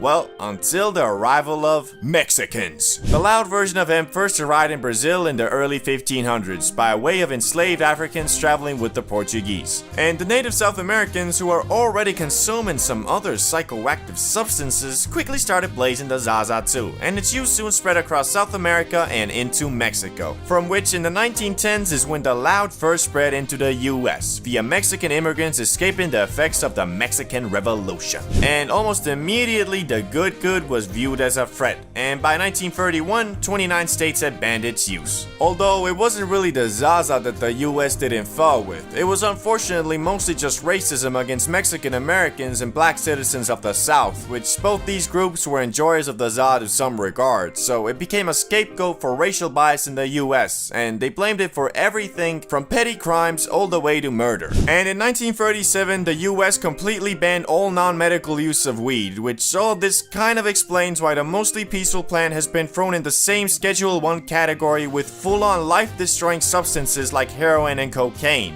But thankfully, a couple decades later came the hippie movement of the 1960s to 1970s. This is what likely sparked the comeback for weed, cause unlike before, when the Zaza was mostly smoked by Mexican immigrants and black citizens who the US was massively racist against, the hippie movement had middle-class white American youth start blazing too. Which it was all about love, peace, spirituality, non-violence, and of course, every hippie's favorite, recreational drug use. Although most hippies were all about peace and love, that was quite easy to say when most of them were literally privileged enough to drop out of college, run off with Cassandra in a rainbow van, go on copious amounts of mindset-altering trips, mostly powered by LSD, and then return 10 years later to their parents and have them say, It's okay, son. I was young and stupid once too. Anyway, although the grass was still federally illegal, this didn't really do much, cause in 1976, 1 in 8 Americans over the age of 12 admitted to smoking it in the past 30 days. Hippies though were especially interested in cannabis, so much so they went on something called the Hippie Trail, which was basically an excursion by the youths of the world to go over to the Middle East and India, all while riding in magic buses and discovering new ways to get absolutely blasted, such as smoking the concentrated Zaza resin known as hash. But acquiring the Zaza would soon get much harder, because you see, most of it came from Mexico, so in 1969 the US started patrolling the border, and in 1975 they got even more aggressive and started spraying herbicide on Mexican weed plants. And so good old supply and demand made grass prices skyrocket, which a lot of people started then growing the plant themselves in mini greenhouses, closets, bathtubs, storage units, basements, wherever they could. But then in 1982, Mr. Smarty Pants Ronald Reagan took it even a step further by encouraging the streamlined arrest of anyone in possession of an illegal substance, which was really dumb because most of the focus was on pot, all while crack, meth, and heroin were all still being transported and consumed on a regular basis. Even worse, this enforcement seemed to be racially motivated because despite plenty of traffickers and consumers being white, the majority of arrests were Latino and black youths, all while this bizarre over-focus on cannabis allowed the growing opioid epidemic to go unchecked. But thankfully, the US is slowly learning from their mistakes, where today 24 states have legalized the recreational use of marijuana. On top of that, the increased level of research on it has also found multiple medical use cases and can be prescribed to you by special doctors if seen fit. And although the Zaza is still federally illegal and a Schedule 1 drug, the overall perception of it has changed for the better, including in December 2022 when President Biden signed a bill to make it easier for researchers to obtain plants for their studies, which will hopefully accelerate the learning of positive and negative side effects of consuming the Za even further. But all that aside, the overall vibe towards the loud has gotten a lot more accepting, and these days more and more people view the smoking of the grass not as you being a junkie, but the same way as having a couple beers with the homies on a Friday night and watching some WWE. Reasons to get high. Now, before you call me a weed propagandist, this video isn't gonna be on some number 15. You woke up in the morning, or afternoon, or evening. Fuck it, you're awake. Time to get obliterated. Instead, we are going to be looking at actual solid reasons and situations you'll find yourself in which getting high will allow you to get and enjoy the full relaxed and faded effect of the Za. Because believe it or not, depending on your mindset, where you are, and when you do it, it has a massive effect on if the high will have you laughing and chuckling or tweaking and suffering. Anyway, let's get it started with the most common good reason to get faded, and that is, you've had a great productive day and are ready to relax and unwind. I know this one might seem obvious to some, but believe me, it's not for a lot of people, cause as we know, the biggest debuff a lot of daily smokers experience is something called Za anxiety, which is like normal anxiety, but it just finished its training arc with King Kai and went Kaioken times 10 on your ass. And if you watch some of my other videos, you'd know that weed is just an amplifier of your already existing thoughts and feelings. So if you smoke up at a time where you got a bunch of unfinished business, the Za has a very high chance of making you anxious, kinda like when Legit loses his vape. Yo, bro, this shit's an emergency. You see my vape? I know that bitch is here somewhere. Nah, sorry bro, I haven't seen it. You straight! You straight. Just give me a couple hits off yours, we're good. I would, but I don't have one anymore. I quit a couple weeks back. My f***ing ass you did, bro. I don't care if that shit's burnt. Just let me take a hit off that bitch. Nah, bro, I swear, I've been off it for a while now. It was tough, but... Man, where's my vape at, bro?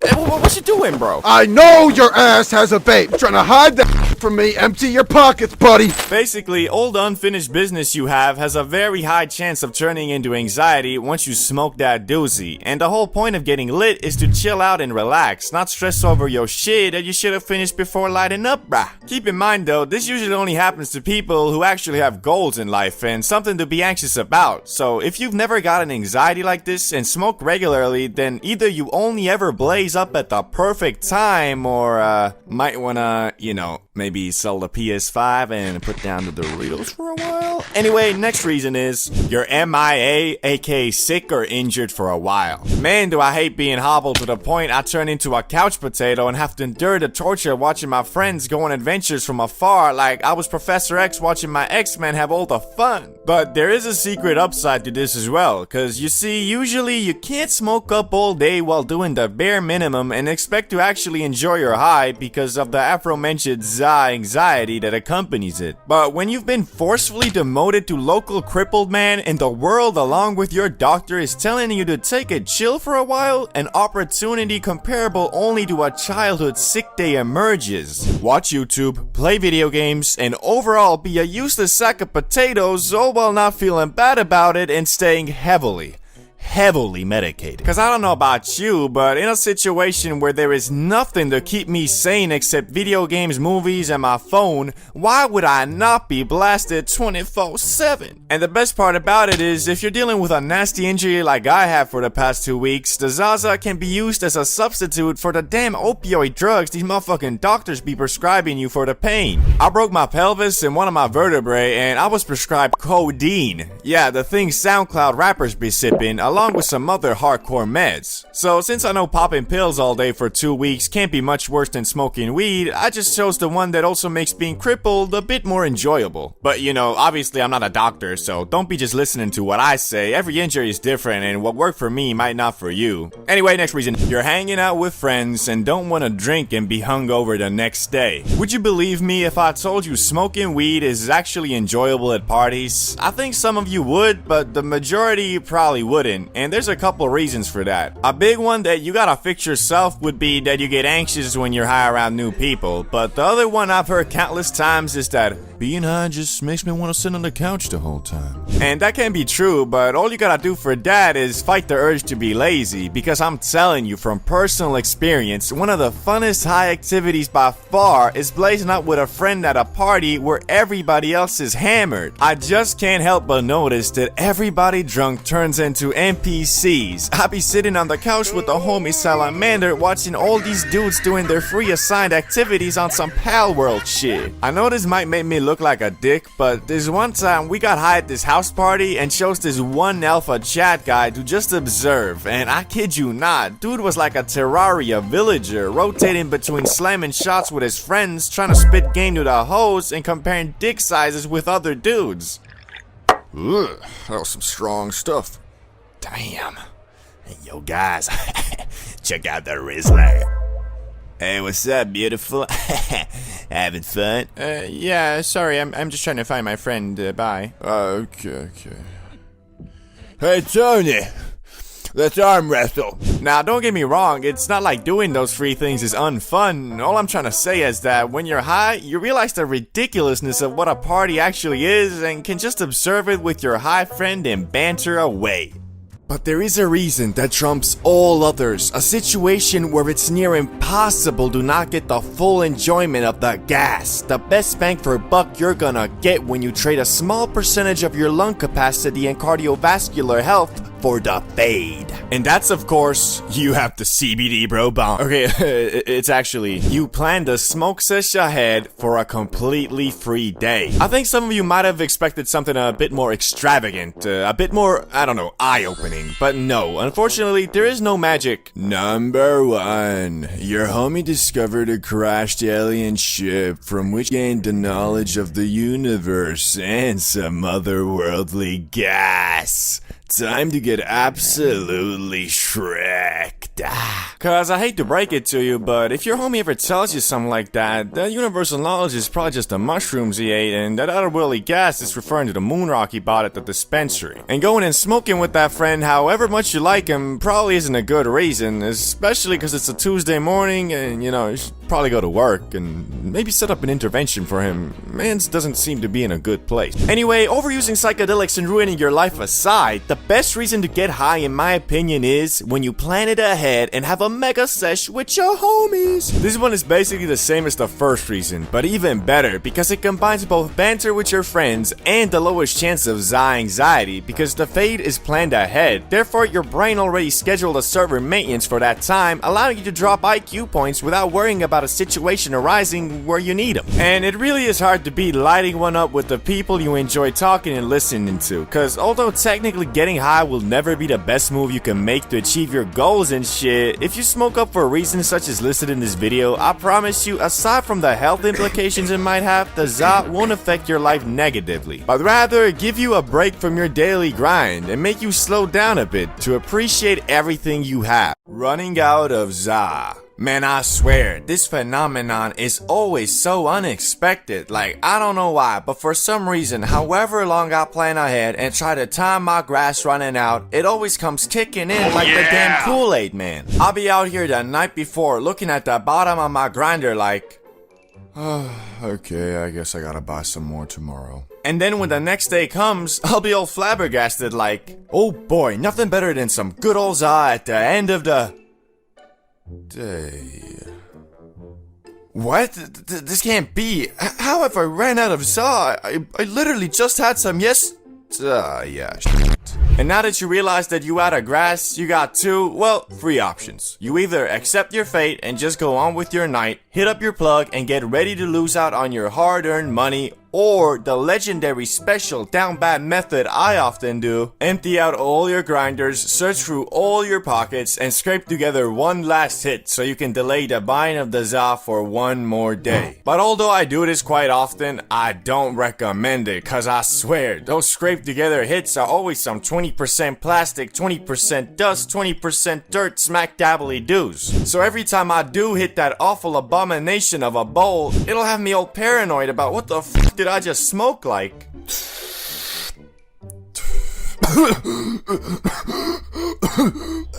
Man, why that smell like burning plastic? Why am I not even high? Bro, why am I so lightheaded? Mom, I think I'm dying. So basically what I'm saying is, scraping together hits from basically nothing isn't really the healthiest move you can make. But shit, hitting up the plug at the end of the day is a struggle in its own right. Cause I don't know why these damn plugs are always unavailable when you need them the most. Like Mr. Invisible could be spamming me all day with Snapchats like...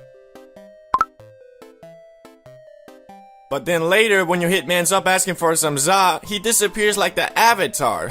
Doesn't even open your messages. These plugs really don't care about us for real, man. Speaking of which, that reminds me of this one time when we ran out and had to travel through the whole of the ghetto version of Narnia just to get some za. It was just a normal day, well, night, where me, Salamander, and Ricky had planned to smoke some grass and just chill. And of course, Salamander, being the ultra reliable photographic memory dude he is, informed us that he def has enough grass for us all to enjoy at his place. So me and Ricky pull up, excited as you can be, only to arrive at the house and be informed, yo, what's good? Are you ready to get absolutely smacked? She, of course, Phil, but what? Yeah, I just checked my room and, well, it turns out I don't have any grass.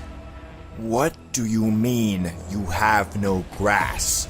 You said you had a ton, bro. Yeah, I mean I did, but I kinda smoked it all. Man, what the...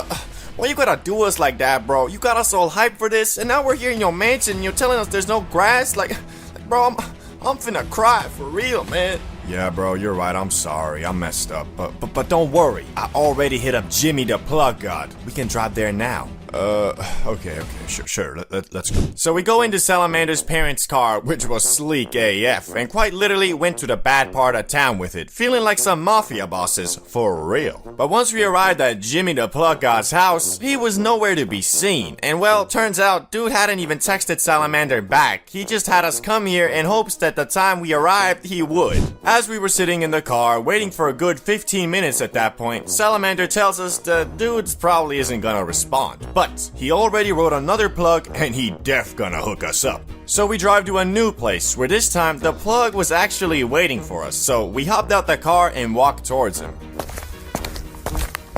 Yo, what's good, bruh? Yo, what's up? So, do you got that Zaza? Of course, yeah. Here it is.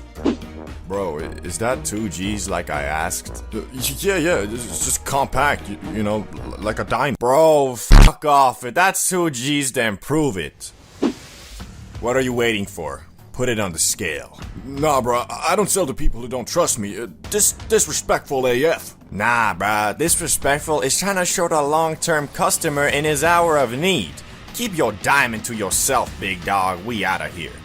Yeah, whatever. See. As our hopes were dwindling, we were in Salamander's car about to call it quits when the only plug that was exclusive to me and nobody else knew of finally responded to my message saying to meet up and that he got the za. So we go to yet another location in hopes that finally we would get our now well-deserved bag of grass. And once we arrived at the meetup spot, which was a pizza restaurant by the way, we parked the car and text Mr. Invisible that we're outside waiting for him. A good 10 minutes goes by with no response, so the overall mood is starting to get pretty gloomy, as we quite literally have just driven around for hours trying to secure just a smidgen of za. And although we were truly experiencing a Gen Z 21st century Great Depression, we were saved with the text, Oh, he responded. Oh, snap. What'd he say, bro? He said, yeah, coming out now. Nice. And this time, he actually did. Dudes came out with an apron, chef's hat, and the long-awaited bag. So we went there, and thankfully, it was actually 2 G's, not a diamond. And man, I ain't never been so glad for just a smidgen of za in my life, but can you blame me? I mean, this was a full-on journey, and although the time was like 11 p.m. at this point, we weren't too discouraged as we thought, Screw it, let's pull an all-nighter, baby. So finally, after hours of waiting and talking to incompetent plugs, we arrived back at the mansion and did what we came there to do. Smoke a shit ton of grass, eat an unholy amount of munch, and wake up the next day feeling more hazy than a foggy morning. Which the highlight of the night was definitely when Salamander said he was gonna bake some magic cookies, but since we were already f***ed AF, dudes left them in the oven for like 3 hours. And then finally, when we had that oh shit, the cookies moment, we went there and found them completely burnt. But you know, we still ate them and well, they kinda worked, I think. I don't know. We were so blasted, we probably could have eaten some damn Oreos and thought ourselves more high because of it. So all in all, running out of za is for some reason always so unexpected. But I've learned to enjoy the journey as much as the destination. And although at the time, driving around searching for grass was annoying AF,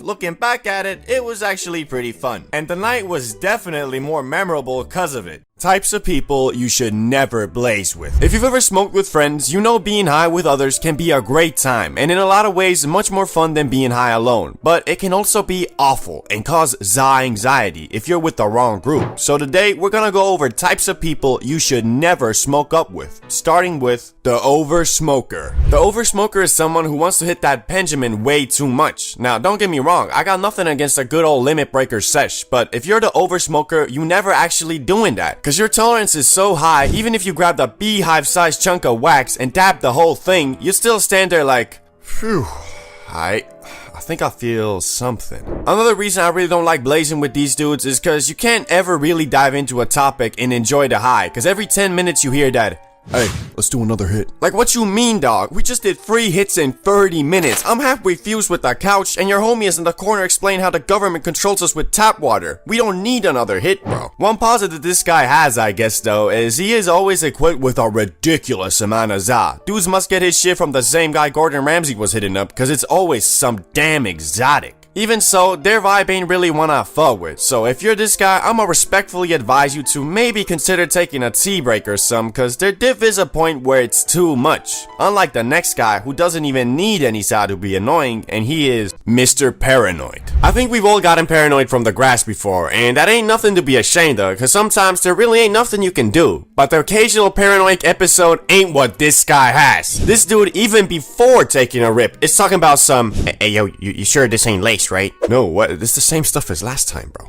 Okay, that's good. Can you check if there's any cops around? Bro, there's no cops. We're in the fucking woods. Yeah, okay, but wait, before we smoke, let me check if this place is haunted. Man, what is this guy on? Like, bro, what do you mean haunted? This ain't Conjuring, bro. Why you always trying to set a negative vibe for everyone? But however much you assure my mans that no, it's okay, we're not about to be swatted on some Twitch streamer shit, his mind just can't seem to get over it. And worst part is, dude never tries to deal with his paranoid problems on his own. You can all be having a fun time talking about some GTA 6 leaks or something, and he'll just ruin it all with, hey yo guys, you hear that? Hear what? Bro, I swear, I just heard someone walking outside. So?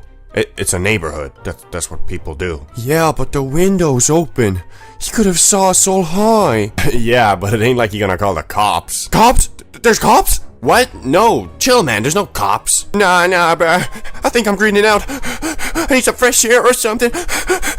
Bro just decides, yup, I'm greening out now. Like, no, your personality is just very insecure, and you should probably get that figured out before you take another smack dabbly do off that penjamin. Anyway, this guy ain't no fun to blaze with, cause he's very prone to ruining the vibe, so avoid at all costs. But this next guy is more of a personal preference, so you might disagree with me, but for a guy I don't like getting high with is the grass NPC. I think we've all met one of these, whether you knew it at the time or not. This is the type of dude who lives, breathes, and of course, smokes grass. I mean, really, dudes physically can't talk about anything else for more than a minute, cause he has no goals or aspirations that stretch further than, I wanna get suited AF. Which, wanting to get suited ain't nothing bad. I mean, most of us here probably love bacon, but come on, bro, at some point you gotta think about your life, your future, or I don't know, just something else than grass. Why I personally don't like hanging with a dude like this is cause his stories always are so centered around how high he was. I mean, bro, I get it, you went to school high. Like, at some point after hearing about the 78th time of dudes being high in class, you start to notice that man's actually has nothing interesting to say except, Yeah,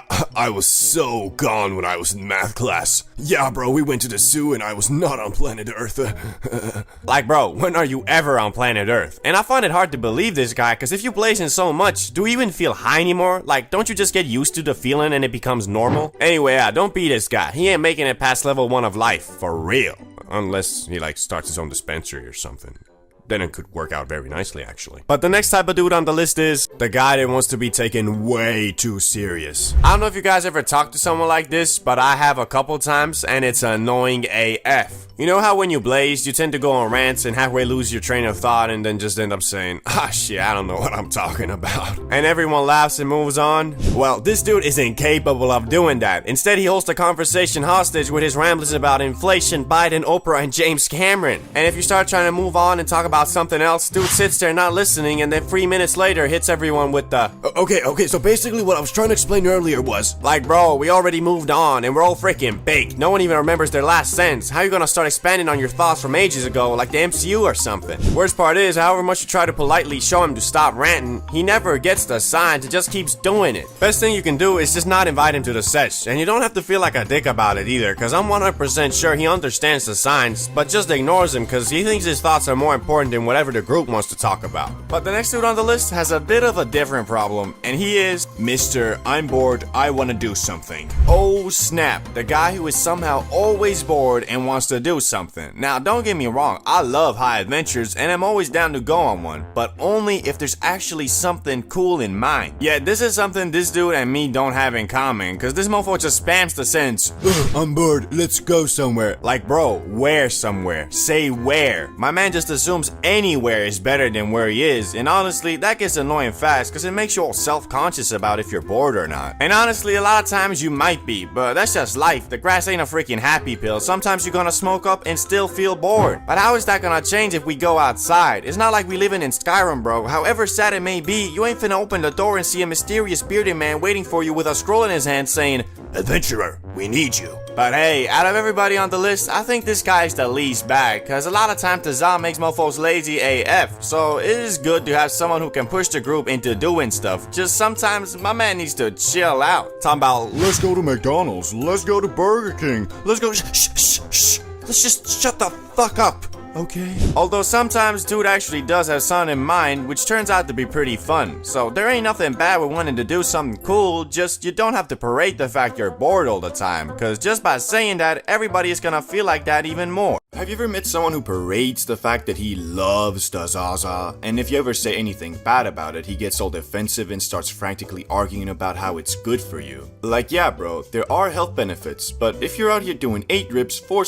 2 edibles, and half a cart every 12 hours, do you really think you're reaping the health benefits of the Za? Mofo beyond about, it helps with my anxiety and depression. like bro, what are you anxious about? Worried that the pizza delivery guy might be an assassin? Sounds more like paranoia to me. And have you stopped to think that maybe the depression you're feeling could be because all you does is sit around, eat pizzas, smoke grass, and watch Disney Plus? But people like this aren't the majority, and overall, when you meet a fellow grass eater, you can expect him to be just a normal chill dude who uses the Za to enhance his experiences, rather than rely on it for them. So today, I thought I'd go over some of the coolest dudes I've encountered who consume that lettuce, starting with the Za athlete. This the guy who's always in the gym grinding to become the ultimate specimen of human movement. The thing that's great about this dude is that although he loves the grass, which is generally considered a lazy substance, he doesn't let that stereotype stop him from enjoying it. Although many of his athlete friends might hold it against him, calling him a crackhead,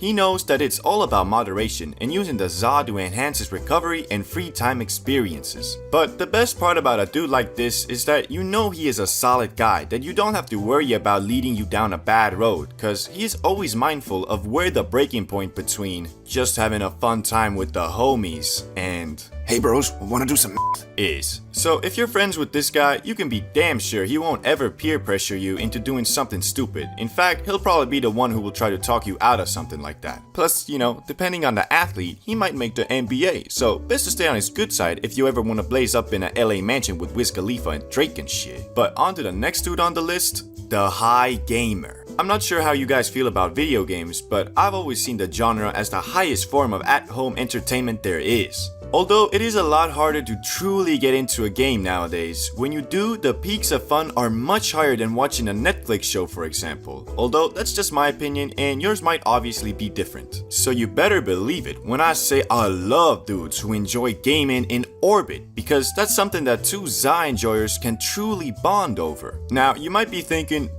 Everybody enjoys playing games. Ain't nothing special about it. I'd have to respectfully disagree, because it takes a certain level of power to really sit down whilst blasted and focused on a video game, cause honestly, most of the time it ends up going something like this. Finally time to play some Elden Ring whilst blasted. This is about to be crazy fun. 20 minutes later. Man, screw this, I'm gonna just watch some TikToks. As you can see, it's not that easy, but if you have a friend who's on the same planet as you and you going through the struggle together in a co-op game, it's much easier to get into. So I for one will always have a special place in my heart for dudes who can actually game while blasted, cause honestly, it's not as easy as you might think, especially if the session lasts over 1 hour. But time for the productive and successful Not gonna lie, these dudes are like a rare Pokemon that you might never come across because the requirements to be a dude like this are rather high, but the power he possesses is godly. This the dude that has his own business or works like a sales job or something, which is a highly social and time-consuming practice. But somehow this mofo has done all of this while frequently bugging off the Zaza. He's kinda like the Wolf of Wall Street, but instead of doing lines off a lady's you know what I mean. He's out here taking a fat rip and then minutes later closing a massive deal with some company. I met a guy like this only once, and I won't stand here and act like I was not in awe of this man's power. We were all just chilling, faded AF, when this guy got a phone call, and not just any phone call, it was some company he was trying to make a client for the company he worked for. And me being me, all I could think of was, oh shit, dude must be freaking out being that faded, having to deal with something like that. But no, bro calmly told us he'll be back in like 10 minutes, went to the other room and closed the deal, or at least that's what it seemed like. I swear, some people just have a godlike stress tolerance, cause man, I can be out here faded and get a call from my mom to pick up some groceries, and that shit will have me stressing out if it wasn't in my initial plan. I guess what I'm trying to say is, for 95% of people, if you high every day, you're gonna get lazy and content with your position in life. But there are people who can manage to pull off this lifestyle and still be successful, and god damn do I respect that. Although I'd imagine that if they weren't high all the time, they'd be even more successful. But hey, what do I know? Anyway, next guy on the list is the artsy dude. Now, this guy isn't exactly what you're thinking. And yes, I know you're imagining this painter who's always on about, bruh, you just gotta go with the flow. Let yourself be free and you'll find peace. Sorry, but what the fuck does that even mean? Although these guys can be cool, their gimmick gets old pretty quick. The dude I like is more of just a Chad who has a highly functioning imagination. Cause with a guy like this, you always have something to talk about, and they come up with some of the most interesting things. Plus, they're usually not just some hippie dude who enjoys saying shit that makes no sense and expects everybody to think he's deep cause he saw a quote on TikTok and it really resonated with him. He's more of the dude who'll say some master Oogway quote and explain how that funny meme actually says something deep about life, but then ended with, I don't actually know, I might just be too high. And I love that, cause sometimes a mofo is just too high and sees a deeper meaning in something that doesn't have one. But hey, that's just a theory, a high theory. Greening out or getting too high is the worst thing that can happen when inhaling that freshly cut grass. If you have a sudden emergency or miscalculate the size of the portion, things can turn south real quick. One moment you're chilling in your room having the time of your life playing Minecraft or some shit. Next thing you know, the green forcefully teleports your brain into a realm filled with the demons of your nightmares. And once the grass pushes you over that border, it ain't no easy task to get back to Yodi land. But not to worry, for D who masters the green out, masters the universe. Okay, well that's kind of an overstatement, but nah, for real, if you want to learn how to never green out again, then you're in the right place. Cause being that I do have a PhD in spliff rolling, a master's degree in avoiding bad trips, and a bachelor's in high thoughts, I am more than qualified to teach you the ways of the Za. First things first, what are the symptoms of feeling too high? Well, the Cambridge Dictionary describes greening out as greening out is a term described as being so goddamn high that you start tweaking like a schizophrenic that hasn't taken his pills for a week. The symptoms of this state include dry mouth, anxiety, paranoia, thinking of that one time you should have done that one thing a little bit differently, etc. As we can see, greening out is obviously not a pleasurable experience, and to know how to counteract this phenomenon, we must analyze the 3 main types of greenouts. Number 1.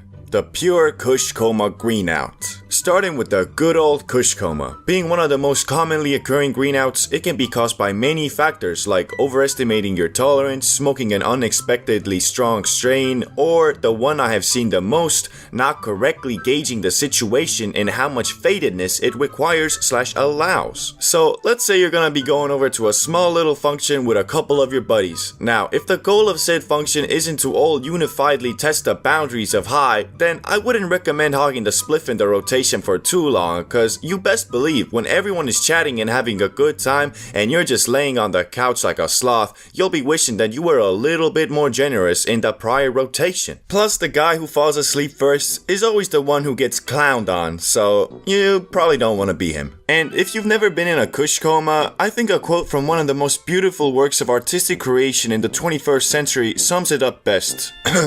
It's the blunt after blunt rotation. Now I'm in a Kush coma off the OG aroma, and my brain going on vacation. Kush coma, Kush coma. I am in a Kush coma. Beautiful. Anyway, let's move on to the second type of greenout, which is number 2, the random anxiety greenout. Now, this is the traditional paranoid greenout. It can be triggered pretty much whenever. I mean, really, sometimes the green holy plant just feels like messing with you and decides to do something like this.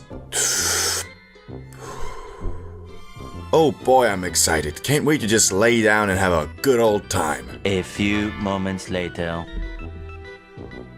Hey, remember that cursed movie you watched as a kid? Yeah, that was stupid. Yeah, it was.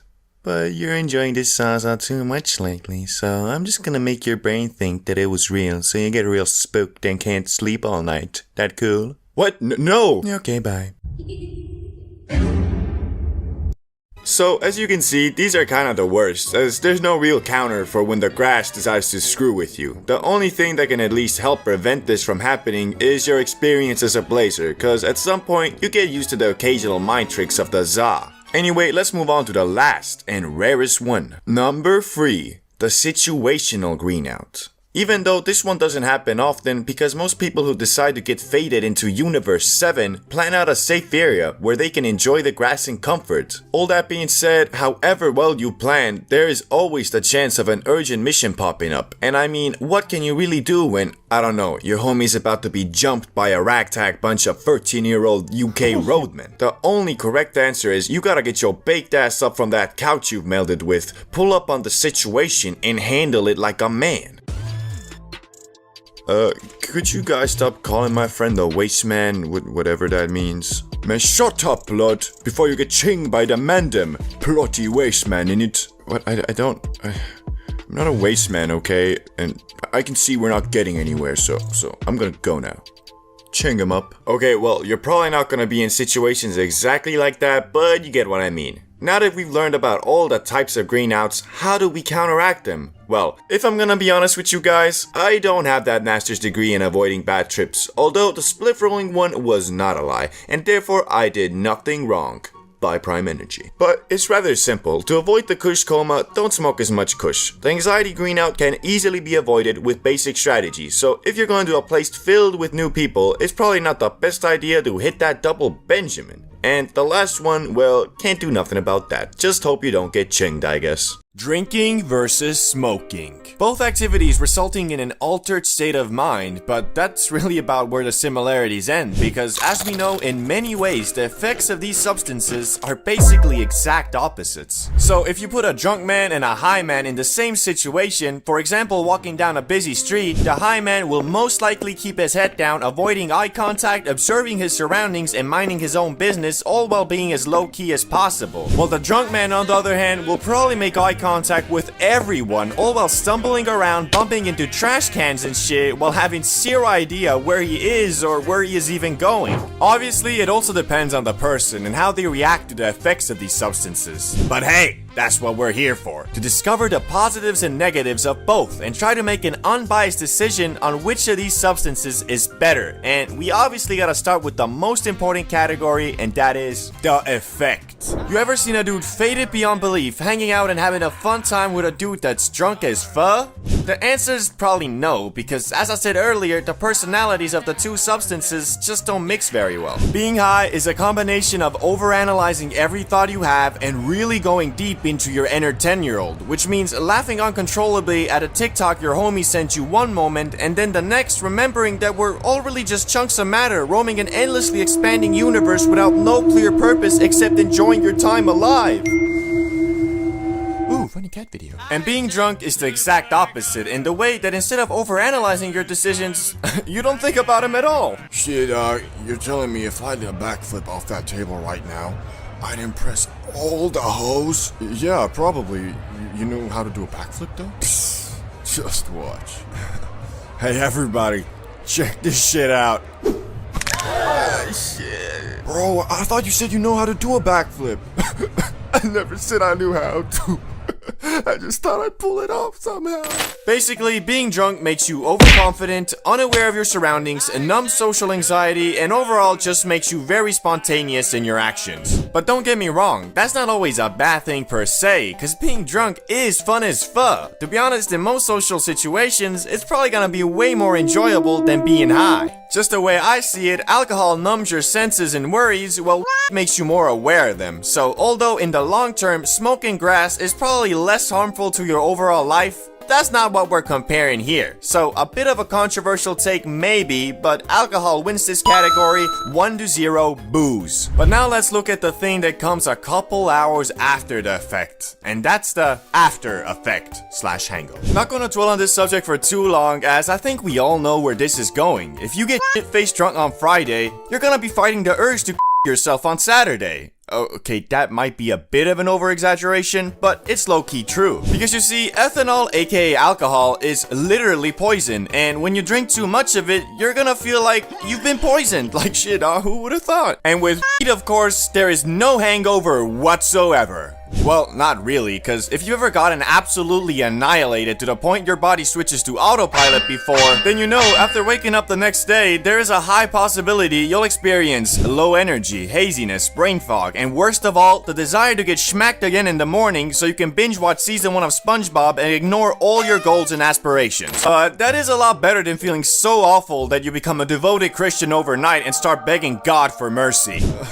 My head hurts so bad. I know I haven't reached out in a while, God, but please end this suffering, and I promise I'll never drink again. Hey bro, wanna go to Lucy's place today? Everybody's coming. It's supposed to be a crazy party.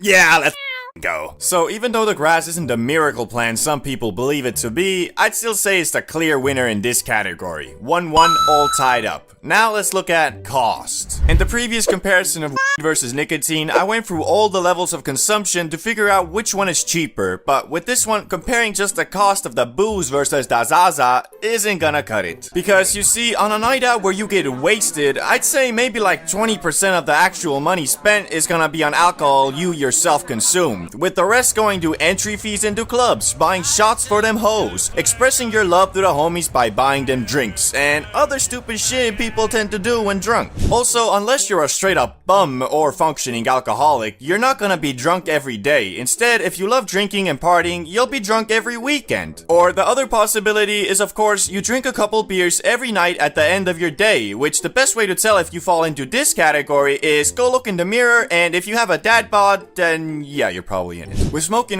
though, your primary cost is gonna be in the weed itself, ranging anywhere from $40 a month if you only blaze on the weekends with your homies, all the way up to like $500 a month if you're getting high every day. Which this category is quite hard for me to pick a clear winner because it really just depends on your personality and self-control when drunk, so I'ma leave it at a tie. I'm sorry, it's the only way to be fair. 2-2, we're still tied. Now time for addictiveness. I think the best way to answer this question is by looking at what these substances do to you, starting with alcohol. The saying, drink away the pain, exists for a reason. Alcohol is a numbing agent. It numbs your senses, numbs your brain, numbs your body, and it numbs the pain. Basically meaning you can drink away your problems for the night, which if that isn't enough of a red flag, it also has some pretty major withdrawal symptoms if you decide to stop being an alcoholic one day. And although with there can also be withdrawal symptoms, it's a bit harder to get that far, and from what I've digged up, they're not as hard to overcome. Although, take that with a grain of salt because the research on this field isn't super conclusive yet. But if alcohol is a numbing agent, then what is the ganja? Glad you asked. In my opinion, the Zaza is an amplifier, so if you're sad and dealing with some serious emotional damage and then smoke a doozy, you're gonna be even more sad, and the emotional damage will feel much worse. Obviously, if you get so blasted you switch to manual breathing, it can also numb the pain to some regard, but that's only because your brain puts your trauma aside to focus on surviving the high, and it's not like it's always gonna do that. It might actually just make you focus on your misery even more. That being said, I'ma give this point to the Zaza, because although saying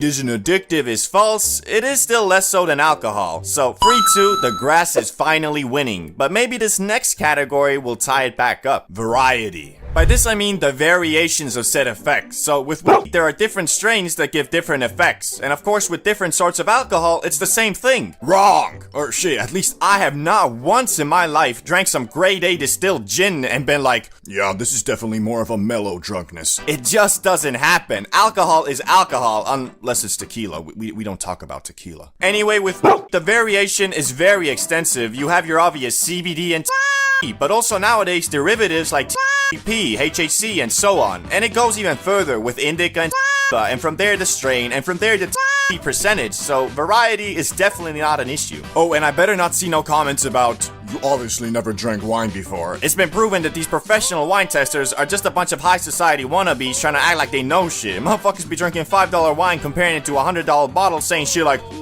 this definitely has more of a floral and zesty taste to it. Like, what the f does that even mean? It tastes like wine. God damn, bro, just chill. Anyway, 4-2 does. Mary Jane still undefeated. Ever wonder why some dudes can inhale that freshly cut grass an unholy amount of times with eyes so red you think dude is bleeding internally on some exorcist shit, but when asked, how you feeling, bro? They'll respond with something like, or, honestly, could go for one more J. Well, the reason for a response like that is due to their grass smoker power, which, contrary to popular belief, isn't all about tolerance. Although that can be an important factor, it isn't everything. So Randy, who's 30 years old and has been on a tea break for 2 years now, but has been consistently inhaling that grass for the entirety of his adult life, will be much less likely to freak out over some stupid shit than, for example, Jimmy here, who's been getting high for 2 months straight every day and claims himself a Za God. The reason for that is, Jimmy, although his tolerance is almost maxed out, still can't handle the fade in a situation even remotely out of his comfort zone. All that being said, we all start off on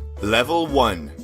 Bro, I think it was laced. Ah, level 1, the good old times where the za was still mysterious and scary. This the level you're at if you've inhaled that magic spice only a couple times, and only so in the safest, securest, and good vibey situations possible. And honestly, while at this level, you couldn't even imagine doing anything besides eating Doritos and scrolling YouTube shorts whilst blasted, cause you just haven't gotten used to the feeling the green bestows upon you. That being the increase in significance of every thought and action, and because you don't know how to control it, your experiences with weed are mostly in your own head. So when you high, you can't focus on shit. Like really, the only thing that seems to catch your attention for more than 10 seconds is that sweet, sweet flavor on those Sour Patch Kids that you never knew could explode in your mouth like that. Now, depending on if you getting blasted solo or with friends will determine your speed of leveling, cause usually if you with friends, you get used to the za more quickly because you're socializing. Plus, you know, there's always that one guy in the group that likes to mess with the newbies by getting them as high as possible and then being like, hey guys, let's go to the gas station. Which might seem whatever, but if it's your first time, you might just have a damn panic attack at that 7-Eleven. Cause I swear, everybody is looking at you, and the cashier, he's onto you.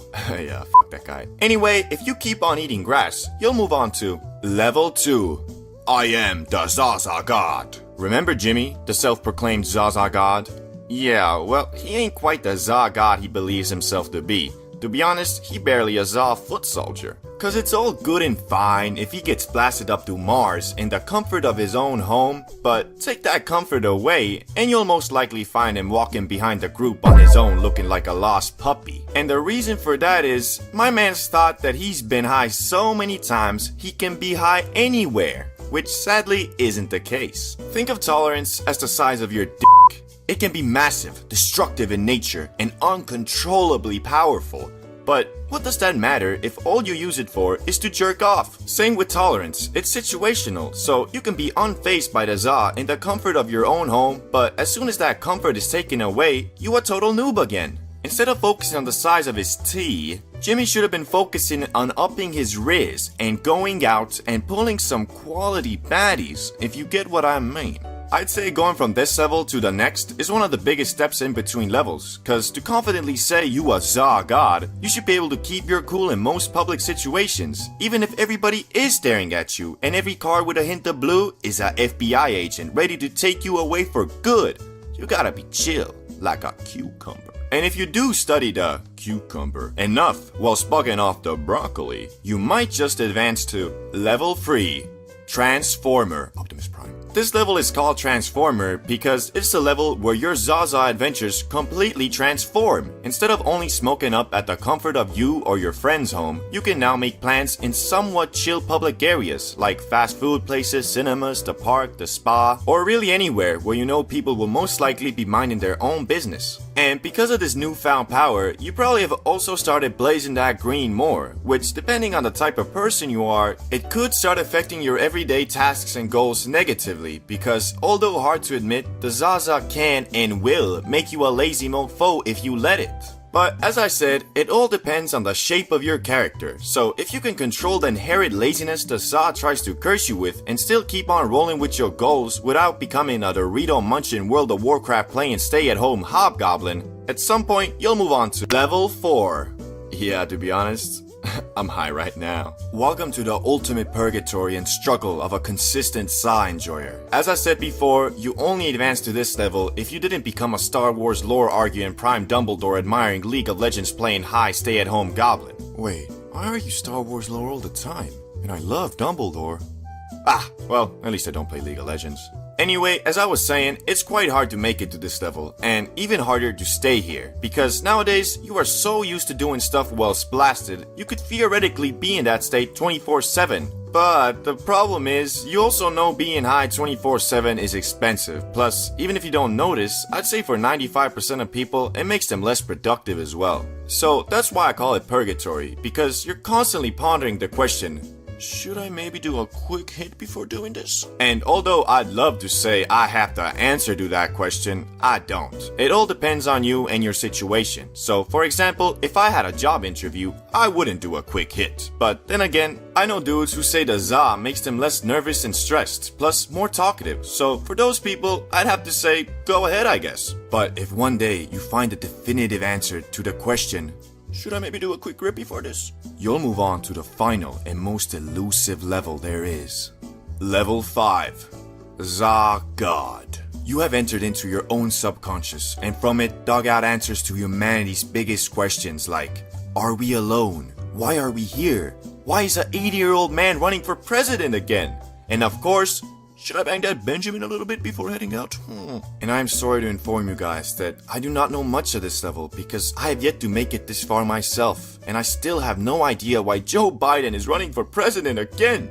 But I can tell you this much. This is the level that completely transcends tolerance, as you really don't even need to worry about that anymore, cause you know your body to the point you always know what amount is the right amount. Also, you have figured out the perfect formula for working hard and following your dreams, whilst also inhaling that za and being a chill and interesting dude, not just some corporate suck up. I think you guys know high school and in particular high school bathrooms were the go-to spot to go vape. And I mean, there was just something about those dirty sinks and broken urinals that screamed, come vape here. But anyway, if you watch some of my videos, you probably know I'm not much of a puffer, but there was a time when a young high school CBD bro actually owned his own shitty little dollar store vape. But how I got it is pretty damn ridiculous. It was a normal school morning, and as usual, me and some friends were just hanging out at the corridor chatting, playing mobile games, you know, the usual, when one of the dudes from the parallel class runs up on us and drops a massive bomb on everybody.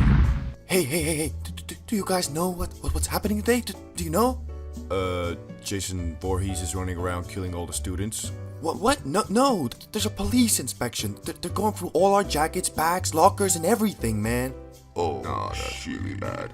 To me, this was whatever, cause I mean, I had nothing to hide. To be honest, I didn't even have a bag or locker for most of my time in high school, cause there was no need, being that I didn't even have any of the textbooks. But alas, most of my friends were panicking hard, cause a lot of them had a vape liquid, shit, some mofos were even carrying a bag of that exotic. And because of the police raid, everybody who had these banned items were presented with 3 real options, each with their own set of positives and minuses. Number 1 was the most simple but least rewarding. It was just to straight up throw away your vape or try to hide it somewhere outside the school grounds. Although the latter was near impossible, cause the school was kinda monitoring students trying to leave. The upside though with this was that it was real simple, stress-free and easy. Downside being, to some of these dudes, their vape was their baby. And if it was an expensive one, it was kind of out of the question, cause $50 back then was months of saving. The second option was to YOLO it and try to hide the vape in school or on school grounds. Now, most dudes didn't even consider this an option, and I don't know why. Mofos were on about,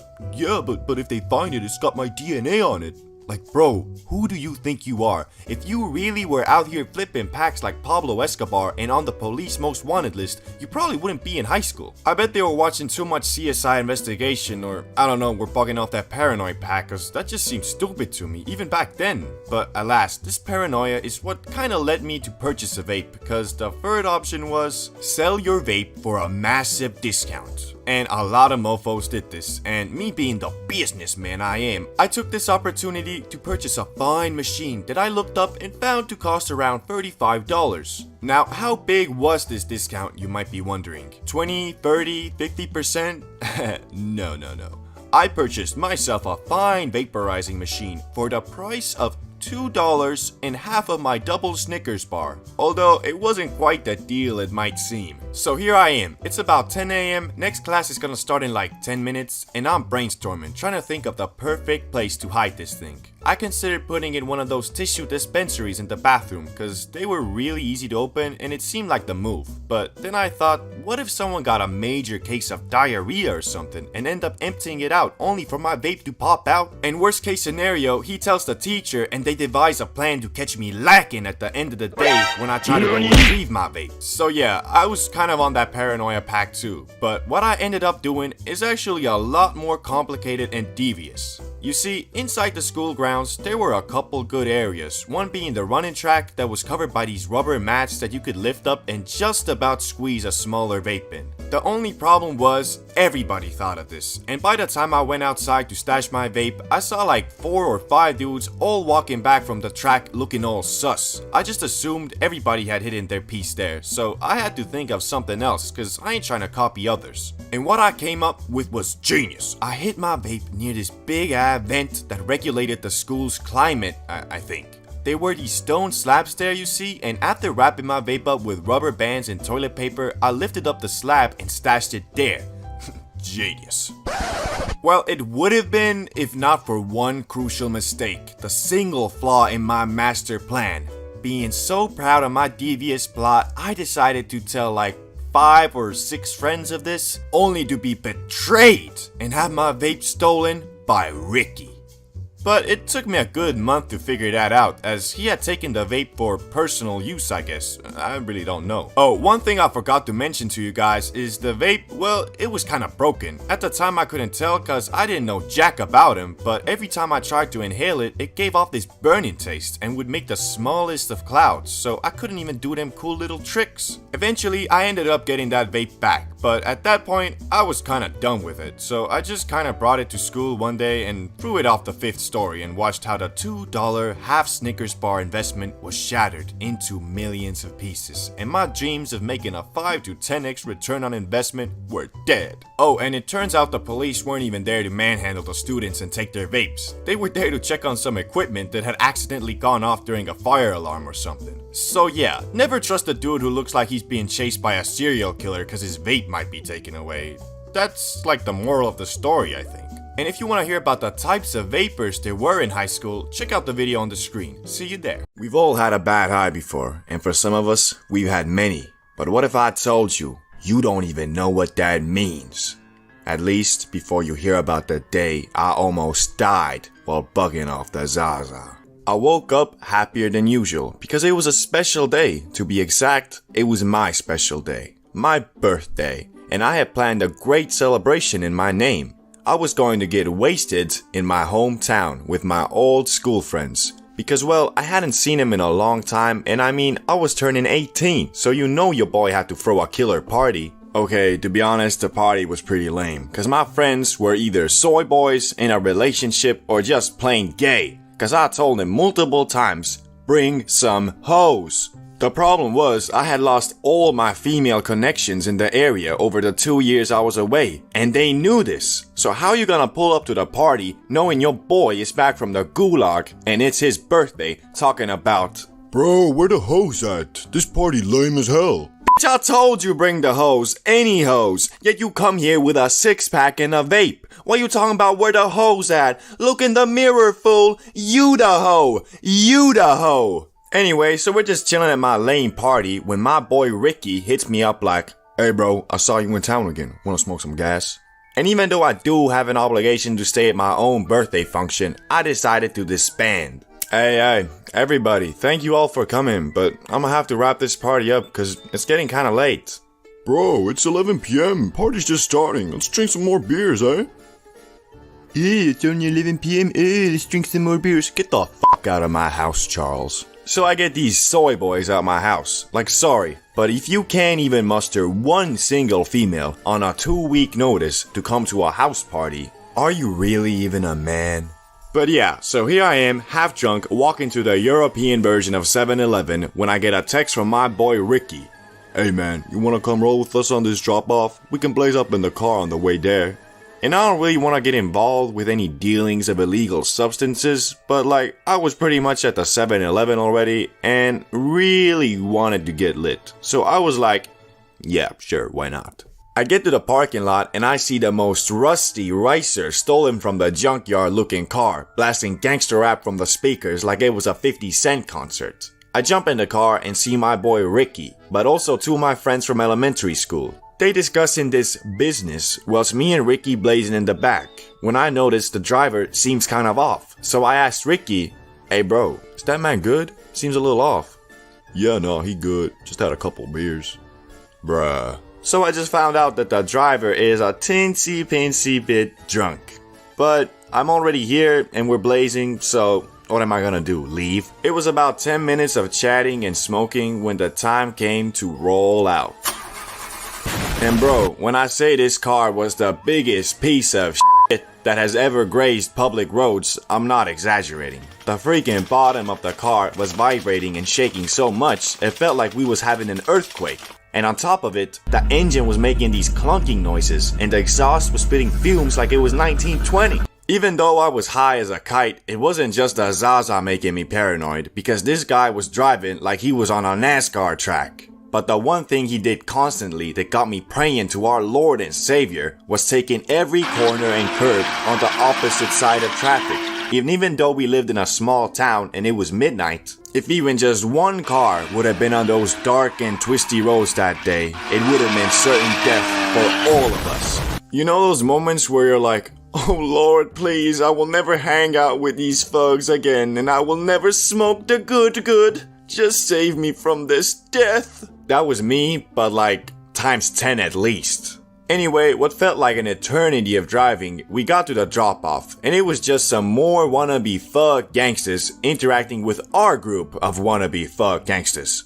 That interaction took about 10 minutes until we started driving back, and I was just praying the whole way to whoever would listen. Gandhi, Buddha, Michael Jackson, Pop Smoke, Jiraiya, anybody and everybody. Somehow we got back in one piece. Can't say the same words about the car though, cause when we pulled up to the 7-Eleven again and he turned it off, it made a weird noise. So he tried activating the shitbox again and it wouldn't. So yeah, sucks for him I guess. So I say my goodbyes to the top thug gangsters of my hometown, and all I can think about is, bro, what the hell happened to my old homies? Everybody's either a soy boy or a drug dealer, no in between. Guess the moral of the story is, chase your dreams, I guess. Oh, and don't go into cars that look like they were last maintained in 1955, cause there's a good chance that this'll happen. Being high is cool and all, but sometimes after smoking that good, you'll still find yourself just laying on the bed like, okay, what now? Well, don't you worry, cause after watching this video, you'll definitely have some great new ideas, so you never have to spend your highs just frantically thinking about every single situation you've ever been in your life and how you should have acted versus how you actually did. Anyway, let's talk about number 1. Going to the store/supermarket. When you ain't high, it always feels like such a chore to get groceries. But I'm telling you, you get some of that exotic homegrown green in your system, and you'll forget you're even there as a chore. The place feels like a whole theme park with the amount of stuff there's to do. Like, I'll be going to Walmart to get some toilet paper and end up walking out with a Nerf gun, a booster pack of Pokemon cards, and an unholy amount of munch. You really just gotta be careful that you don't get too distracted, cause it always sucks going back home like, did you get the toilet paper like I asked? Left in the car, I think. Let me just go get it real quick. Be back in like an hour. An hour? I've even had times where I go to the store so zoinked, I end up wandering around for over an hour. Yet for some reason, I get all paranoid at some point, cause I always feel like people start looking at me funny when I'm at the toy section or something. Like, what bro? I'm allowed to be here as much as the next guy. You've been playing this demo for 30 minutes now. Can you not see that other people want to play it too? I don't know what you on about, bro, but I ain't leaving till I drop this nuke. Number 2.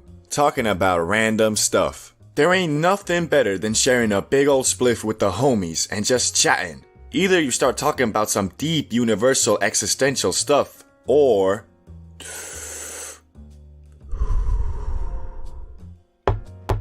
Bro, you ever think that like dolphins are up to something? What you mean, man? I mean, they literally torture other creatures for entertainment, so like it's a fact they evil and smart. Yeah, I guess. Think about it. They're evil, right? So if they were more powerful than us, they'd kill us all. But they're also smart enough, so they know that right now they don't stand a chance. Where are you going with this? Bro, you know that 80% of the ocean is unexplored, right? Yeah, so what? So what? Bro, dolphins are smart and evil. They want to rule the world, but they know they can't beat us right now. So the only logical answer is... that they're plotting something in the vast ocean? Yeah, where the humans can't see or hear them. Bro, so you're saying it's only a matter of time before we live in on the planet of the dolphins? Exactly. Yeah, right. Yet a lot of times when you baked and chilling with your friends, you'll be wishing you had something more to do than just chatting shit. Well, I got just the thing for you. Where's My Dealer is a psychedelic stoner activity book filled with these super trippy images where your goal is to find the dealers. It took me a good 15 minutes to find all of them on just one page, cause I was just sat there tripping out admiring the artwork. It's like watching that watch while you're high video, you know the one. Only it's interactive and you get a sense of accomplishment when you find them slippery dealers. Link to buy the book will be in the pinned comment below, so go check it out after watching this video. Number 3. Cooking. I think everyone knows that the spice makes your creative side shine, but it also temporarily pulls a domain expansion jutsu on your stomach, increasing your appetite tenfold. And if you live in a household like mine, where the kitchen holds just 2 pieces of bologna, some milk, sugar, salt, like 4 almost expired eggs, and if I'm lucky, maybe some bread, you're gonna have to be real creative if the munchies hit you. And at first I thought, man, I don't wanna cook, I just wanna eat. But bro, once you get into it, you'll be feeling like Gordon Ramsay, monologuing every move you make like, just a pinch of salt on these fine Irish eggs. Rustic. And now it's time to add the secret ingredient, the dry-aged Italian bologna. Okay, so it looks like it's not dry-aged, it's just 2 months expired, but no problem. Just scrape off the mold and it's as good as new. Fantastic. Once you start your cooking journey, you'll never turn back. And don't be too hard on yourself when your mom says that all your food tastes like dog poop, cause she just doesn't understand what culinary cuisine truly is. Number 4. Exploring places. This one is very situational because depending on where you live, you might not have anything to explore. But usually, when you look around enough, you'll find plenty of places. For example, I live in a very small town with a population less than 20,000, but we have an abandoned prison and some castle ruins.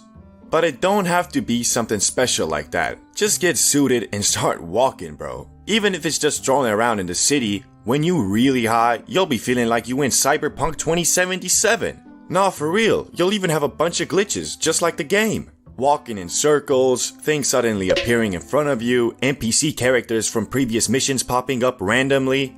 It's crazy. Also, it's healthy to go outside, so go ahead and be the productive stoner that gets stuff done, not just eats Doritos and watches Family Guy all day. Even though those Doritos are mighty tempting. Thanks for watching, subscribe, also go check out 5 best things to do while high. Thank you. This video is for comedic purposes only and does not promote illegal drug use. I think we've all bought from The Plug at least once, but for all my homies who live in countries or states where the Zaza still remains forbidden, you have most likely encountered many of them. And well, you know that no two are ever the same. One day you'll meet up with the most savage, straight out of jail, carrying a bazooka in his back pocket looking mofo, and then 1 week later hit up your boy Jimmy the Plug God, and he'll have you pulling up to his nice suburban household like, Yeah man, so how's it going? Yeah, good? Okay, here's the kush. Okay, thanks. Goodbye. Anyway, here are the 5 types of plugs you'll most likely encounter on your journey to get the magic spice. Number 1. The plug who thinks he's an entrepreneur. This is the guy who'll be straight marketing and promoting his illegal business like he was some dropshipping guru. Like bro, I don't know if it's a good idea to be flexing your fat stacks on your personal IG and writing captions like 5-0 don't know what I'm on, can't stop a young king from thriving, hashtag drug money, hashtag trap king. I know a couple of these plugs, and the one thing they always have in common is the inherent and uncontrollable desire to flex on anything and anyone. Just a couple weeks ago, I bought from one of these guys, and in the span of the 3-minute long transaction we had, I learned the following things. Firstly, how much money he made this week. Secondly, that he is moving on to more profitable substances. And thirdly, on how he plans to launder his fat stacks. Like bro, aren't dealers supposed to be more discreet? Talking about being the local Pablo Escobar? Like pretty sure Pablo Escobar wasn't trapping $20 worth of kush in a 2002 Honda Civic, my man. Number 2. The plug that's only dealing to fund his party lifestyle. This is the guy that went to every single party in high school and just wasn't quite ready to move on. So now he is a part-time construction worker, full-time plug. these guys are some of the chillest dealers there are, cause they don't really take their job too serious. The biggest downside to buying from these types of plugs is that they are really unreliable. So just cause they told you, Yeah, I got the stuff. Write me again in 4 hours, then I'm free. doesn't mean that you'll be getting gas anytime soon. Cause when you do write him again in 4 hours, there's about a 80% chance they'll be already drunk and high at some local club sending Snapchat stories like, Number 3. The tries his hardest to act gangsta plug. This is the type of dude that'll have you pulling up to the most ridiculous places to secure the kush. Like, why the hell are we meeting at the abandoned sawmill at midnight and you're telling me, come alone? Like, bro, this isn't some Jackie Chan movie where we're doing some multi-million-dollar arms deal. I just wanna buy a eighth, bro. But shit, got me thinking, what if I do go all Jackie Chan on him? Next thing I know, I got 10 thugs popping out of the sawdust with AR-15s pointed at my head. All because he gave me 0.2 grams less, and I dared to test his gangster. Nah, but for real, these dudes are pretty reliable and usually sell quality stuff. But for some reason, they're always on about the crimes they've committed. Like, bro, you're really flexing the fact that you were arrested last night and will be serving 2 years minimum. My man, that sounds awful. Are you okay, bro? Need someone to watch the kids or something? Number 4. The why are you trapping, bro? This guy has it all. His parents are wealthy, he lives in a nice house, he gets to drive his dad's Rolls Royce, yet for some reason he has decided it is in his best interest to start selling kush. Like, no complaints from me, bro. I love hopping in the back of this $200,000 car just to buy $20 worth of Zaza. But couldn't you just drive like some premium Uber or something? You'd probably make more money, plus you know, it's legal. Nah, but for real, why they actually trap is cause they just wanna get hoes and be respected as a true gangsta. Even though I can never take them seriously. Like, bro, why you acting so thug? You do know if you ever short me, I'm just gonna tell your dad and he'll send you to boarding school, right? Number 5. The middle school trapper. Now this is the dude that only started trapping to fund the copious amounts of THC he smokes on a daily basis. And to be honest, I kinda respect the hustle. I mean, it is kinda funny buying from these dudes though, hitting them up like,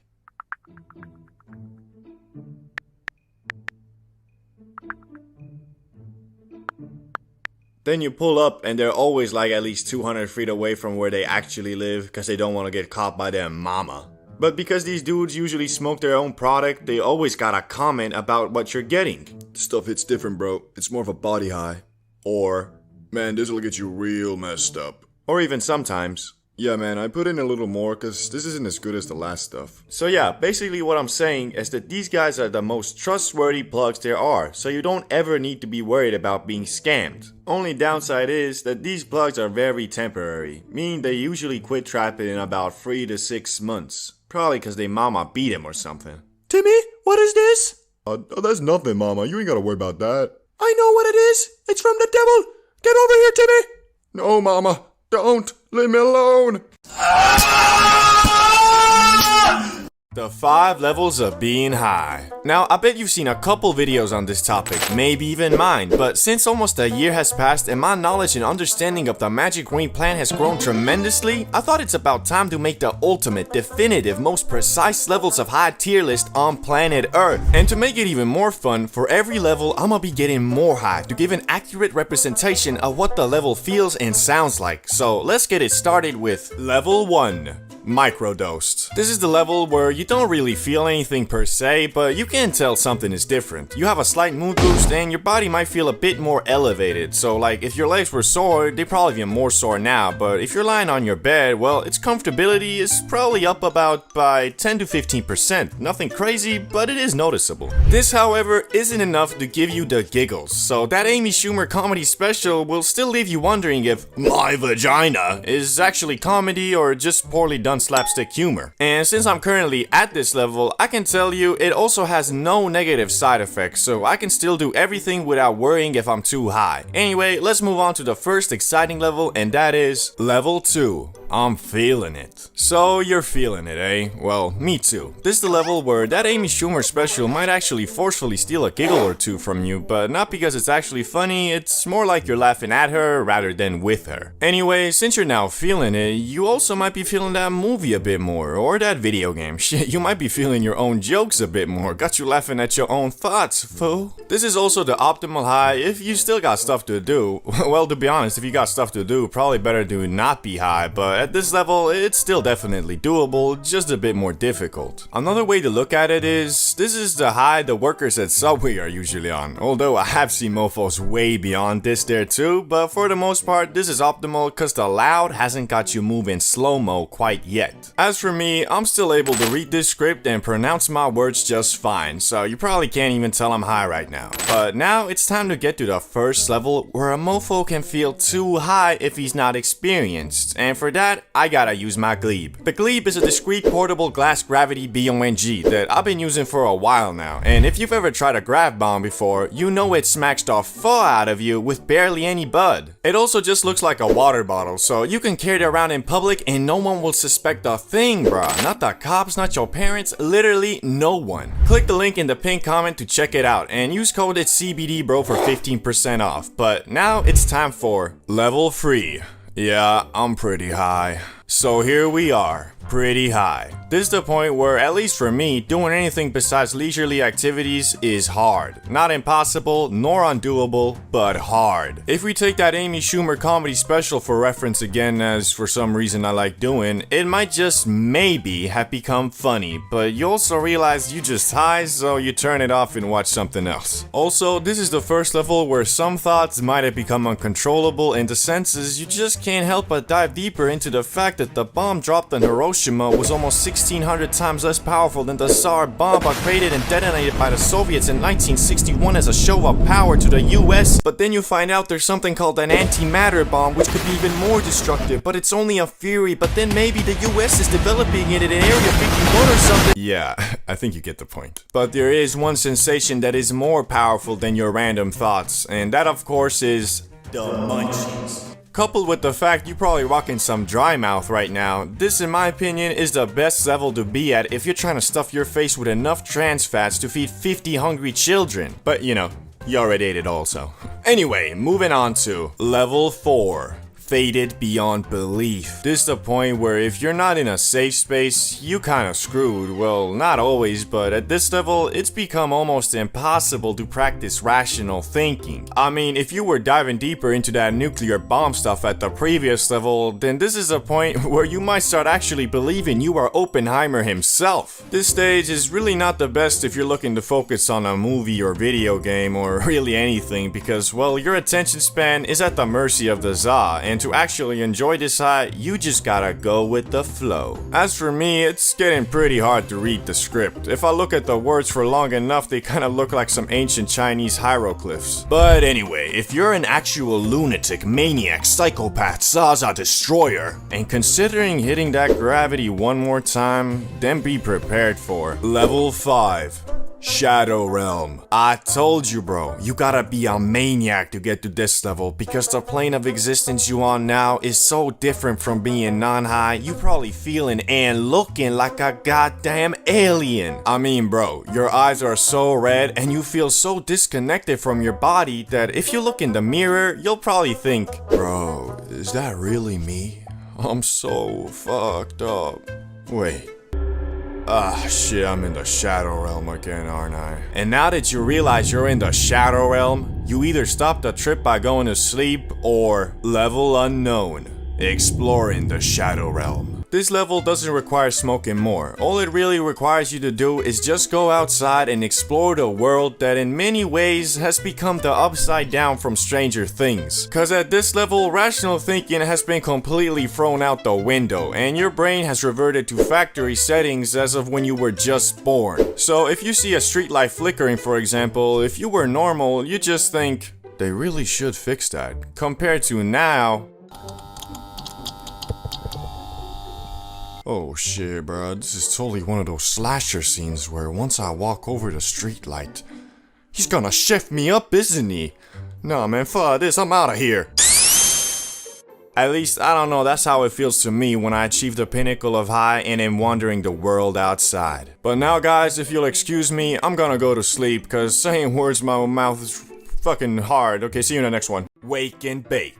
One who does not understand the true implications of this act may find himself overwhelmed by its powers. Yet this holy practice has a special place in every stoner's heart, for it can only be truly enjoyed if one forfeits his entire life energy and hopes to receive the blessing of the Za gods. For if one does not concede to the Za, die will be consumed by it. I have witnessed one too many proud, ignorant soldiers underestimate the wake and bake and end up overwhelmed by its mighty force. But if you're confused by my holy transcript, I'll put it in terms you might understand better. It's not a wake and bake if you don't fucking wake up. Dudes be out here talking about, ooh, I love waking and baking. It makes my whole day so much less stressful. Yeah, of course it does, you dinglebob, if all you do after is watch TikTok, order Uber Eats, fill your belly to the brim, and take a 3-hour nap. But some mofos still disrespect the holy practice by literally doing nothing with the extravagant mega high of the wake and bake. And yes, no matter what science says, I'm here to tell you getting high as soon as you wake up is a lot stronger and different than getting high, let's say, in the evening. And my theory is that right after waking up, your body and brain are not functioning at full capacity yet,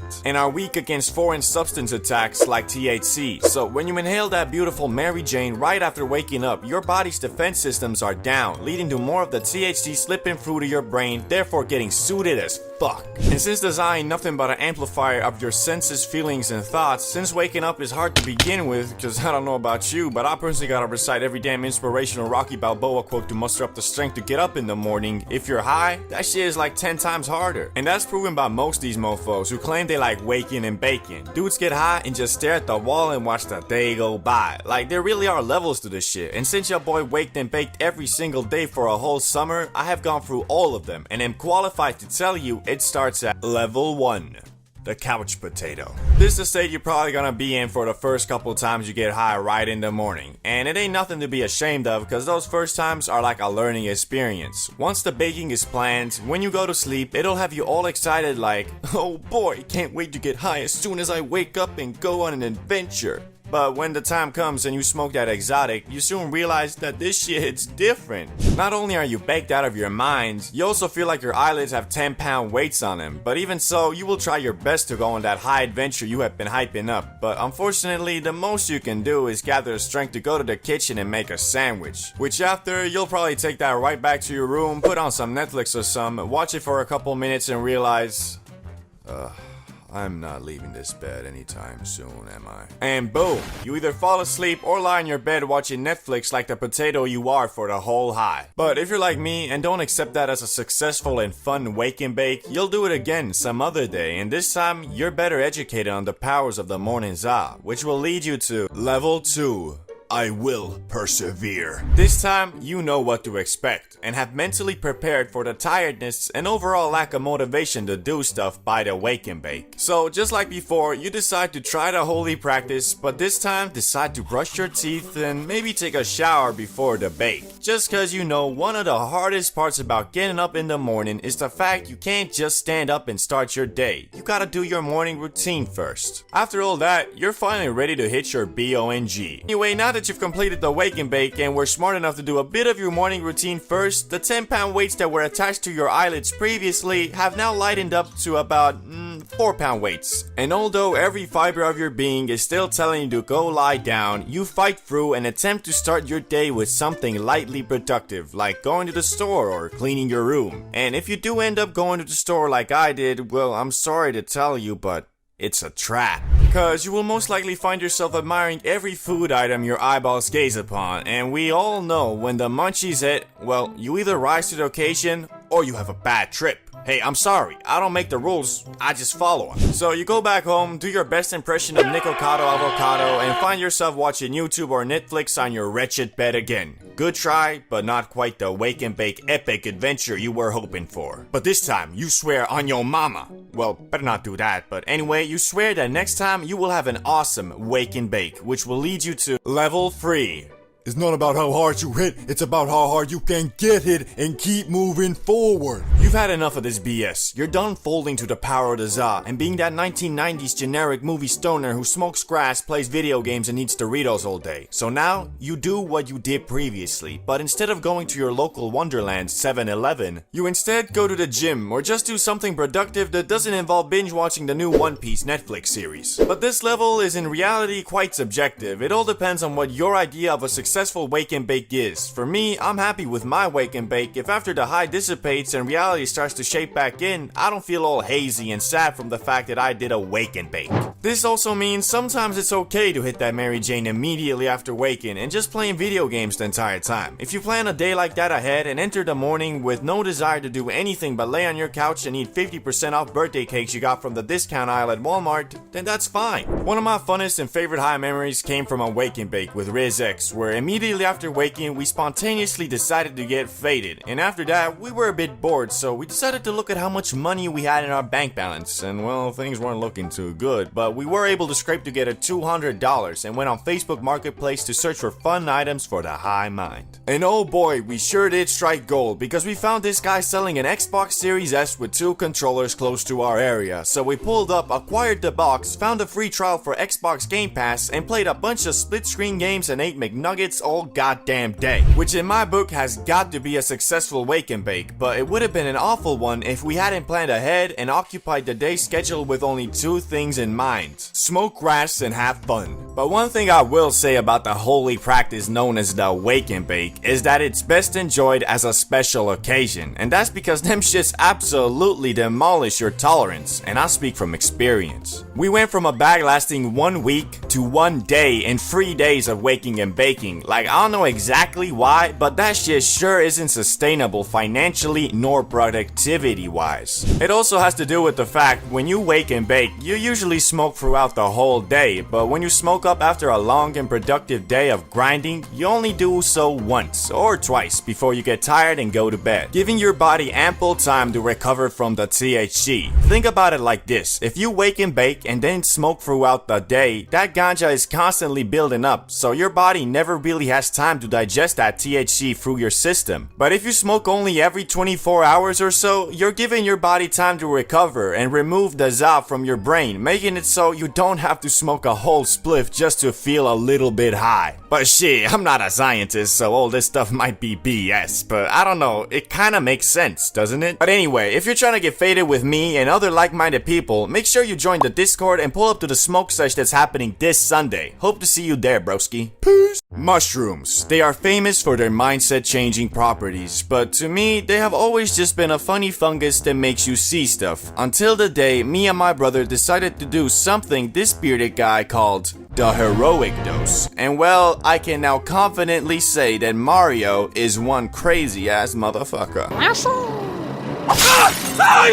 The journey began in Amsterdam, like always, where we were going to hopefully enjoy our time in DEF CON 1, a festival so big these dudes made their own currency and segregated the population like the freaking pyramid system. Anyway, because this rager was 4 days long and we thought it would be cool to do something besides grass and drank for the whole time, we paddled our butts to a smart shop where, well, you guessed it, they sold mushrooms. But this time it was different. You see, a year ago, me and my brother did them for the first time, and because of that, we're extra cautious about the size of the portion, which led to us taking too little to truly call it a trip. We did end up mixing that shit with grass though, and it freaking blew our minds. That story is on the top right corner right now. But anyway, this time we were looking for the true experience, the type of shit that will have you questioning your very fabric of existence, cause well, we just built different like that. So as we were googling the right amount 200-pound behemoth should take to get the full experience, we stumbled upon this video of this YouTube scientist talking about what he called the heroic dose. After dividing the 10 with a 5 and multiplying that with a 69, we came to the scientific conclusion, we gotta eat a shit ton of mushrooms. And for that, we had to buy a ton. So we ended up purchasing 1 mega pack of truffles each, which is already considered a lot, but we also bought 1 extra that we were going to split split to make it a ultra trip. Now, unfortunately, these truffles weren't allowed in the premises of DEF CON 1, so we did the only logical thing and hid them in the woods surrounding the festival area, which is important because this would end up making our journey 10 times more difficult. Anyway, 2 days went by of just chilling when we finally felt comfortable enough in our accommodation to decide,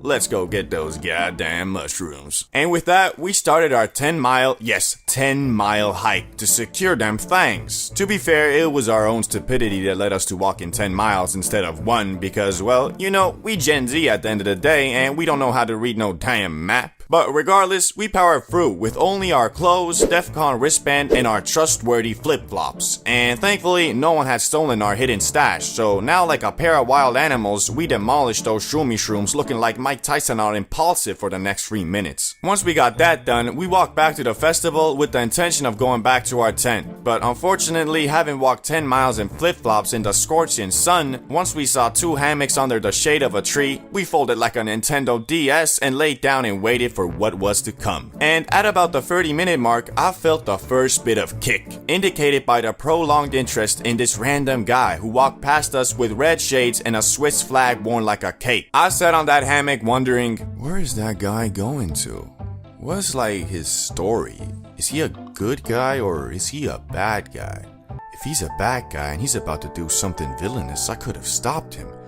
Will this haunt me forever? Oh wait, I'm tripping. Snap out of it, Mario. And that was the start of our heroic journey. We then proceeded to bounce back and forth questioning, what you feeling, bro? Until finally, ResX found the strength to stand up from that hammock with the bones surrounded by jelly that were our legs. Which also gave me the power to stand up and start wandering around the magical place that was DEF CON. The more we walked, the more trippy shit got. We truly felt like we were in some type of medieval town from the fact that there were no buildings, only shacks, and the people there were all either drunk, high, or both. Some of the stages were also kind of scary because you see, DEF CON is a hardstyle festival, and in hardstyle there are many subgenres, ranging anywhere from remixes of popular songs to sentences like "Dance with the Devil" or "Long live the Antichrist," followed by a beat drop so strong the common man would mistake what he hears as noise, not music. Anyway, as you can imagine, some of the more hardcore styles were also accompanied with more hardcore people and more hardcore stages, which, well, when you're bugging off what we were, it got a bit intense. And it was truly a test of our characters, cause anybody can be a tough guy when they're drunk, but when you're at your most vulnerable and every thought is significant and uncontrollable, it's pretty hard keeping your cool. But in that moment, I was very thankful for my brother because although we are both Chads in our own right, that day the power of a single Chad was not enough and we had to really pull our power together to actually enjoy the trip and not bug out. Once we hit the 1.5 hour mark though, we randomly stumbled upon our friend who was there with us at DEF CON, and it was a very nice mid-quest point. We shared our experiences, explained that we are currently on another plane of existence, had some laughs, oh, and we also showed him our disgusting feet that we acquired from walking 10 miles in flip-flops, which he one-upped us by showing his messed up right eye, which he got from getting dust on it or something. After that, we proceeded to the final boss, our tent, which might not seem all that scary, but at this point, we had ascended to a place we had never even thought to exist. A place of pure mystery, questioning yourself and everything you know. The peak. Unfortunately, I can't really talk about most of the stuff we discussed because it was some real deep shit. But I will say it was one of the toughest experiences I've had. It was scorching hot, we were 1,000 miles from home, and we were just not in the correct dimension, bro. Coupled with the fact the tent was damn orange and illuminated everything to look like Donald Trump's tan. And bro, the moving patterns, they were endless. But at the end of it, we walked away with a lot of knowledge about ourselves and broke barriers in our minds we didn't know were there. So this heroic dose, just like the name suggests, is only for people who are courageous and strong enough to withstand it, because this was no easy smoke grass and play Xbox trip. This was a full-on journey. I'd even go as far to say this was, or at least felt like, a main storyline quest in our lives, which after completion we really did feel accomplished that we endured. And if you guys want to know more in detail how I felt during this, watch the video right here. It has the answers. Oh, and also check out the merch. There's only one day left, so if you want to get something, get it now. Until then, bye. See.